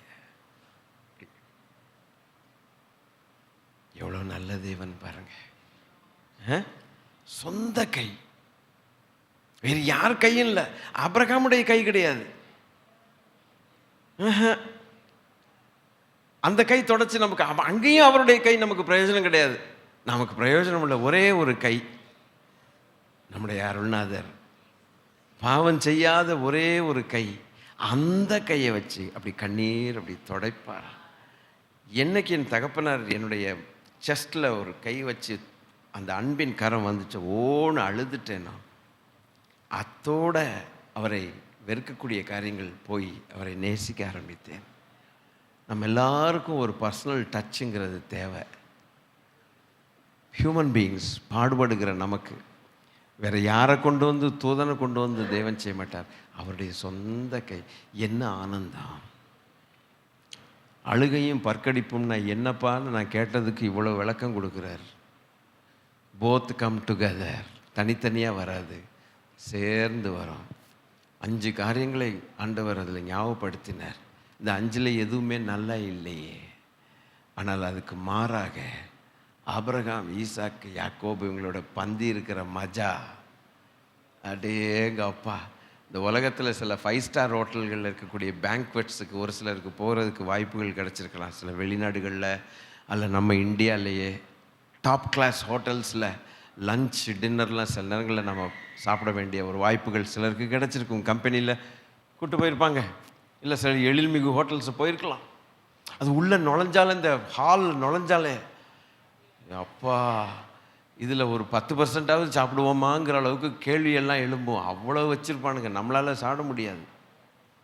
அதுவே கண்ணை பறிக்கிற மாதிரி இருக்குமானால், பரலோகத்தின் தேவன் நமக்கு ஆயத்தம் பண்ணுகிற பந்தி எப்படி இருக்கான், எப்படி இருக்கும்? ஆண்டவருடைய பிள்ளைகளே, ஒரு நாளும் பாவத்துக்கு இடமே கொடுக்க வேண்டாம். நோ, அந்த பந்தியை நம்ம மிஸ் பண்ணவே கூடாது. அதில் பந்திக்கு தகுதி ஆயிட்டு காலை வச்சிட்டோம்னா வேற மாதிரி நம்ம எண்ணம் போடுவோம். அன்னைக்கு மாத்திரம் நான் நோ அப்படின்னு ஆண்டவருக்கு சொல்லி இருந்தேன்னா இன்னைக்கு எப்படி ஆயிருக்கும்னு அப்போ யோசிச்சு பார்ப்பான். கர்த்தரனை காப்பாற்றினார் அப்படிமா, கர்த்தரனை தடுத்தார் அப்படிமா. இன்னைக்கு நான் சொல்றேன், ஹல்லேலூயா. I tell you, even now, there are many people in this place who say this, but for Jesus who helped me to avoid these things, I would not be in a place like this today, because you were stuck with some kind of a sin that would have almost killed you, taken your destiny for a ride. Your destiny was about to go as a sale. Satan wanted to sell your destiny, but God had come in between Satan and you, and he has not allowed the devil to sell your destiny, but he has put you in his path, that the destiny that is he has kept for you is glorious. நீங்கள் போய் சேரக்கூடிய இடத்தை, டெஸ்டினா போய் சேரக்கூடிய இடத்தை அவன் விற்க பார்த்தான். He wanted to sell it. சின்ன கொடுத்து, பாவத்தை கொடுத்து டெஸ்டினியை விலைக்கு வாங்க பார்த்தான். கொஞ்சத்தில் தப்பினவர்கள் இங்கே உண்டு, இங்கே உண்டு. I tell you that with the help of the Spirit of God, let me tell you. Otherwise I wanted to close. நான் முடிக்கணும்னு பார்த்தேன். நோ, கொஞ்சத்தில் போய் சேர வேண்டிய இடத்தை விற்க பார்த்தான். He wanted to sell that destiny. That destiny is dangerous, but God's destiny is glorious. அதை விற்க பார்த்தான். டக்குன்னு ஒரு கரம் வந்தது, திருப்பி விட்டது. இங்கே உண்டு, இங்கே உண்டு. I know it is His mercy, it is His grace. Begin to thank God now. Begin to thank God. கொஞ்சத்தில் ஸ்லிப் ஆகி போக வேண்டியது. எவனோ ஒருத்தன் குறுக்கில் வந்து வாழ்க்கையை பாழாக்கின போன நிலைமைகளில் இருக்கிறவர்கள் இங்கே உண்டு. ஏதோ ஒன்று உள்ள வந்து டைரக்ஷனே போய் இந்நேரம் நாசமாக போயிருக்க வேண்டிய தேவ கரம் வந்து குறுக்கிட்டது, உனக்கு தெரியாமலே வந்து குறுக்கிட்டது, திருப்பி விட்டது. இங்கே நீ இப்போ நிற்கிறாய், இந்த வார்த்தைகளை கேட்கிறாய். பந்தியில் வந்து சேரும்படிக்கு உனக்கு அழைப்பு கொடுக்கப்பட்டிருக்கிறது. அது அங்கே கிடைக்காது. வாழ்நாளெல்லாம் கண்ணீர் விட்டு நீ அழுது கொண்டிருந்து சொல்ல வேண்டும், தெய்வமே என்னை காப்பாற்றினதற்காய் நன்றி, என்னை திருப்பினதற்காய் நன்றியேப்பா. சொல்லக்கூடிய இங்கே ஆட்கள் உண்டு, ஆட்கள் உண்டு. கொஞ்சத்தில் ஸ்லிப் ஆகிருக்கும். கொஞ்சத்தில் நீங்கள் சொல்கிற சாட்சியெல்லாம் முழுமையான சாட்சி கிடையாது. சில சாட்சிகளை வெளியில் சொல்ல முடியாது. அப்படிப்பட்ட கோரமான காரியங்கள் நடந்ததுண்டு. நீங்கள் சொல்கிற சாட்சிகள்லாம் கொஞ்சம்தான். உண்மையை சொல்ல முடியாது, உங்களால் சொல்ல முடியாது, நம்மால் வெளியில் சொல்ல முடியாது. அந்த காரியங்கள்லாம் நடந்திருக்குது, நிறைய நடந்திருக்குது. But for God, but for God, but for God, but for God, but for God. I am standing here in the holy presence, but for God. Hallelujah. Come on, let us enjoy God. என்னைக்கோ நாசமாய் போயிருக்க வேண்டிய ஆளு நீ இன்னும் ஆலயத்தில் உட்கார்ந்திருக்கிறாய். உன்னால் அல்ல, உன் மனைவினால் அல்ல, உன் பிள்ளைகள்னால் அல்ல. ஒரு கரம் வந்து குறுக்கில் நின்று உன்னை தப்புவித்த தேவனுடைய இரக்கத்தை பார். உனக்கு ஒரு பந்தியை வைத்திருக்கிற இரக்கத்தை பார். யார் மேல் பழியை போட பார்க்கிறாய்? பழி போட்டு லாபம் இல்லை. கலங்காதே, நீ பழி போடாதே. தேவனுடைய கிருபையை நினைத்து தேவனை நன்றி சொல்லு. ஹல்லேலூயா. கர்த்தர் நல்லவர் அல்லவா? நாம் செய்த அக்கிரமங்கள் நிமித்தம் என்னைக்கோ சரிஞ்சு கீழே போயிருப்போம். இன்னும் ஒரு இரக்கத்தை வச்சு நம்மளை இந்த ஆலயத்தில் கொண்டு வந்து நிறுத்தி இருக்கிறார். நிறுத்தினது மாத்திரம் அல்ல, பந்தியை குறித்து விளக்கி சொல்லிட்டார். பார், அந்த ஆடைகளை பார், அந்த உடைகளை பார், அந்த இருக்கைகளை பார், அந்த சாப்பாட்டை பார், அந்த அன்பை பார். இவைகள் நரகத்தில் 1% கூட இல்லை உனக்கு என்றார். அது கிடைக்காது, அது கிடைக்காது. அன்பான ஆண்டவருடைய பிள்ளைகளே, அழுகையும் பற்கடிப்பும் என்னன்னு கேட்க போய் ஆண்டவர் எல்லாத்தையும் சொல்லி கொடுத்தார். கேட்கலைன்னா சொல்லி கொடுக்க மாட்டார். நீங்களும் நானும் கேட்கலைன்னா சொல்லி கொடுக்க மாட்டார். போயிட்டே இருப்பார், போயிட்டே இருப்பார். கேட்குறவனுக்கு எல்லாம் சொல்லி கொடுப்பார். உள்ளவன் எவனோ அவனுக்கு இன்னும் கொடுக்கப்படும், கூட கொடுக்கப்படும். இல்லாதவனுக்கு போயிட்டே இருப்பார். அவ்வளோதான். வந்தவனுக்கு உண்டு, வராதவனுக்கு இல்லை. That's all. இன்னைக்கு வந்தவர்களுக்கு உண்டு, வராதவர்களுக்கு இல்லை. That's all. Don't blame others. குறை சொல்ல வேண்டாம் மற்றவர்களை. இவனால தான் அப்படியான, அவனால தான் அப்படியானு சொல்லவே வேண்டாம். It's up to us to seek God and his kingdom. It's up to us to seek the secrets of God's laws. ஆக ஆண்டவருடைய பிள்ளைகளே, நான் ஒன்று சொல்லிக் கொள்கிறேன் உங்கள்கிட்ட. நல்லா உற்சாகப்பட்டு அவரை தேடுவோம், அவரை பேச விடுவோம். We will allow God to speak because He only knows all secrets. அவர் சொல்ல வாயை திறந்தா நடக்கிறது சீக்ரெட்லாம் சொல்லிட்டு அவர் வாயை மூடிட்டு போயான்னா மூடிட்டு போயிட்டே இருப்பார். அவர் he will not open his mouth. நம்ம கையில் இருக்கு. அப்பாவை பேச வைக்கிறது நம்ம கையில் இருக்குது. வாரம் பூரா பேசலாம், சண்டே பேச வைக்கலாம், நம்ம கையில் இருக்குது. அவர் எது சொன்னாலுமே விலையேற பெற்ற முத்துக்கள். எது சொன்னாலும் என்ன பேசினாலும் என் தெய்வமே, அவர் தெய்வமையா, அவர் கர்த்தரையா. அவர் நானே இந்த அளவுக்கு என் குடலெல்லாம் வெளியில் வர வாயிலேருந்து வர்ற அளவுக்கு நான் கத்திட்டு இருக்கிறேன். என்னால் சொல்லி முடிக்க முடியலன்னா என் தேவன் நம்முடைய முகத்தை பரலோகத்தில் பார்த்து பந்தியில் நம்மளை பார்க்கணுமே. பந்தியில் நம்மளை பார்க்கணுமே கர்த்தர். பட்ட பாடுகள்லாம் அழுது கொண்டு வரும் பொழுது அவர் கை நம்மளை துடைக்கணுமே. அந்த ஒரு touch, the touch of the master. வாலிப தம்பி, வாலிப தங்கச்சிகளா, நீங்கள் இங்கே இருக்கிறது குறித்து எவ்வளவு சந்தோஷம். எங்கெல்லாமோ இருக்க நினச்சிங்கன்னா இருந்திருக்கலாம். இன்றைக்கி தகப்பன் உங்களை கொண்டு வந்திருக்கிறாரு, பந்திக்காக கொண்டு வந்திருக்கிறாரு. கொஞ்ச நாளில் பந்தியில் போகும். கொஞ்ச நாள் அல்லேலூயா. கொஞ்சம் எந்திரிச்சு, எனக்கு மனசு இல்லை இருந்தாலும் இது முடியல, அன்பு முடியல. 4 காரணங்கள் சொல்கிறேன்ல. உங்கள் ஆண்டவர் அன்பாக இருக்கிறாருன்னா ஏன் இப்படின்னு கேட்பான்னு நறுக்குன்னு அந்த சப்ஜெக்டுக்குள்ளே நான் போகலையே. இன்னைக்கு போவேன். போகிறது வாங்க ஜெபம் பண்ணுவோம். அல்லேலூயா. Thank you lord. அல்லேலூயா. கர்த்தர் நல்லவர். Pain, anger, regret, disrespect, stress and frustration இதெல்லாம் அங்கே கிடக்குது. இயேசு எனக்கு வேண்டாம் என்று சொல்லுகிற ஒன் ரீசன், எட்டர்னிட்டிக்கு. இன்னைக்கு அறகுறையாக யாராவது இருந்தால் உங்க காலை தொட்டே நான் கேட்குறேன், it's time for us to love Jesus. Hallelujah. தம்பிங்களா, தங்கச்சிங்களா, அருமையான கர்த்தருடைய பிள்ளைகளே, எதை குறித்தும் யோசிக்காதீங்க. யாரையும் பழி போட்டு ஒரு பிரயோஜனம் கிடையாது. அந்த பந்தியை நம்மள்கிட்ட காட்டிட்டாரே, ஸ்தோத்திரம். ஒரு குடும்பத்தில் பிள்ளைகள் இருக்கிறாங்க. எல்லா பிள்ளைகளுக்கும் ஒரே வயசு நிச்சயமாக இருக்காது.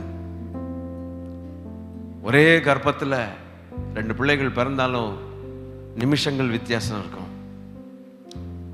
அதுபோல் தேவனுடைய ராஜ்யத்தில் வயசு வித்தியாசங்களோடு நம்ம இருக்கலாம், அனுபவங்கள் வித்தியாசத்தோடு இருக்கலாம், அன்பு வித்தியாசத்தில் இருக்கலாம், விசுவாச வித்தியாசத்தில் இருக்கலாம். ஆனால் ஒன்று மாத்திரம் மாறாது, பிள்ளைகள்ங்கிற டாபிக்கு டைட்டில் மாறவே மாறாது. அப்பா தான், பிள்ளைகள் தான். ஆமேன். பல குறைகள் இருக்கலாம். இன்னைக்கு அவரிடத்துல ஒப்பு கொடுத்துட்டு, ஐயா, நம்முடைய சபையிலேயே சினிமா பார்க்குறவங்க இருக்கிறாங்களே, வேண்டாது பார்க்குறாங்க. சண்டே கிளாஸ் பிள்ளைங்க சினிமா டயலாக் ஈஸியாக சொல்லுதுங்க, வேற எங்கேயோ இல்லை, இங்கேயே. அப்போ அந்த குட்டி பிள்ளைங்களுக்கு சினிமா டயலாக் எப்படி தெரியும்? அவங்க வீட்டில் அதை ஸ்க்ரீனில் ஓடுறதுனால தானே அது தெரியுது. எல்லாரும் நான் சொல்ல மாட்டேன், ஏதோ ஒரு விதத்தில், ஏதோ ஒரு வீக்னஸில் சாத்தானை அனுமதிக்கிறவங்க உண்டு. செல்லாது, வேண்டாம் வேண்டாம், எனக்கு வேண்டான்னு சொல்லிருங்க. நம்ம அந்த ஐட்டங்களே என்ன செய்யக்கூடாது. 5 காரியங்கள் காட்டினாங்களே இங்கே படத்தை போட்டு, ஒன்று நல்லா இருக்கா? ப்ளீஸ் கேட்குறேன், ஒன்று நல்லா இருக்குதா ஐயா? அது எத்தனை இது 1 வருஷம்னா பரவாயில்ல, தாங்கிக்கலாம். உங்களுக்காக இப்படி பேச ஒரு போதகனை தேவன் ஏற்பாடு பண்ணியிருக்கிறார். நீங்க அதை முதல்ல யோசிச்சு பாருங்க. 1 வருஷம்னா தாங்கலாங்க, 1 வருஷம்னா தாங்கலாங்க. ஏதோ 1 வருஷம் போய் தொலைது, 365 நாள் தொலைதுறான்னு சொல்லலாம். உள்ள போயிட்டா வெளியில வரும் ஒன்வே டிராபிக், கத்துறான். ஒரு விரல்ல ஒரு சொட்டு தண்ணி அனுப்புங்கிறான். உனக்கு என்ன பியூனாவன்? உனக்கு என்ன வேலைக்காரனா? லாசரு கால் இட்லி கூட கொடுக்கல, கல் வந்துச்சுன்னு துப்புனதை கூட கொடுக்கல. இப்ப ஒரு அனுப்புன வேதனை படுக்கிறேனே, ஃப்ரஸ்ட்ரேட் ஆகுறான். ஆண்டவர் மாத்திரம் இதை சொல்லலைன்னா நமக்கு என்ன தெரியும்? என்ன தெரியும், நானும் ஒரு விக்கிரக ஆராதனைக்காரனா இருந்தேன். நானும் ஒரு சூசைட் பண்றதுக்கு ரெடியா இருந்தேன். என் தேவன் இதை என்னைக்கு சொன்னாரோ நான் விசுவாசிக்கிறதுக்கு ஒரு விசுவாசத்தை தந்தார். அடுத்த நிமிஷம் எல்லாம் பீஸ் பீஸ் ஆக்கி போட்டேன். இவர்தான் என் தேவன். ஹல்லேலூயா. இவர்தான் என் தேவன். கொஞ்சம் கமிட் பண்ண முடியுமா? எனக்காக அல்ல, பந்தியில சேரணும்னு விருப்பப்பட்டால். தேங்க்யூலா. காலத்தின் அருமையை அறிந்து வாழாவிடில் கண்ணீர் விடுவாயே. ஞானத்தில் பரனுன்னை நாட்டின நோக்கத்தை சீலமாய் நினைத்தவர் மூலம் பிழைத்திடுவார். ஞானத்தில் பரனுன்னை நாட்டின நோக்கத்தை சீலமாய் நினைத்தவர் மூலம் பிழைத்திடுவார். காலத்தின் அருமையை அறிந்து வாழாவிடில் கண்ணீர் விடுவாயே. காலத்தின் அருமையை அறிந்து வாழாவிடில் கண்ணீர் விடுவாயே. மதியை இழந்து தீய வழியிலே நீ நடந்தால் வரும் கோபம் அறிந்திடாயோ. மதியை இழந்து தீய வழியிலே நீ நடந்தால் வரும் கோபம் அறிந்திடாயோ. கதியாம் ரட்சண்ய வாழ்வை கண்டு நீ மகிழ்ந்திட காலம் இதுவே நல்ல காலம் என்றறியாயோ. கதியாம் ரட்சண்ய வாழ்வை கண்டு நீ மகிழ்ந்திட காலம் இதுவே நல்ல காலம் என்றறியாயோ. நோவாவின் காலத்தில் 120 ஆண்டு நோக்கி பின்னழித்தாரன்றோ. நோவாவின் காலத்தில் 120 ஆண்டு நோக்கி பின்னழித்தாரன்றோ. பாவத கிருபையால் தாங்கி உனக்களித்த தவணையின் காலம் இவ்வருடம் முடியலாமே. தாவத கிருபையால் தாங்கி உனக்களித்த தவணையின் காலம் இவ்வருடம் முடியலாமே. இகத்தினில் ஊழியம் அகத்தியம் நிறைவேற இயேசுவை அழைத்தாரல்லோ. இகத்தினில் ஊழியம் அகத்தியம் நிறைவேற இயேசுவை அழைத்தாரல்லோ. மகத்துவ வேலையை மறந்து தூங்குவாயானால் பகற்காலம் முடியும், ராக்காலம் என்ன செய்வான்?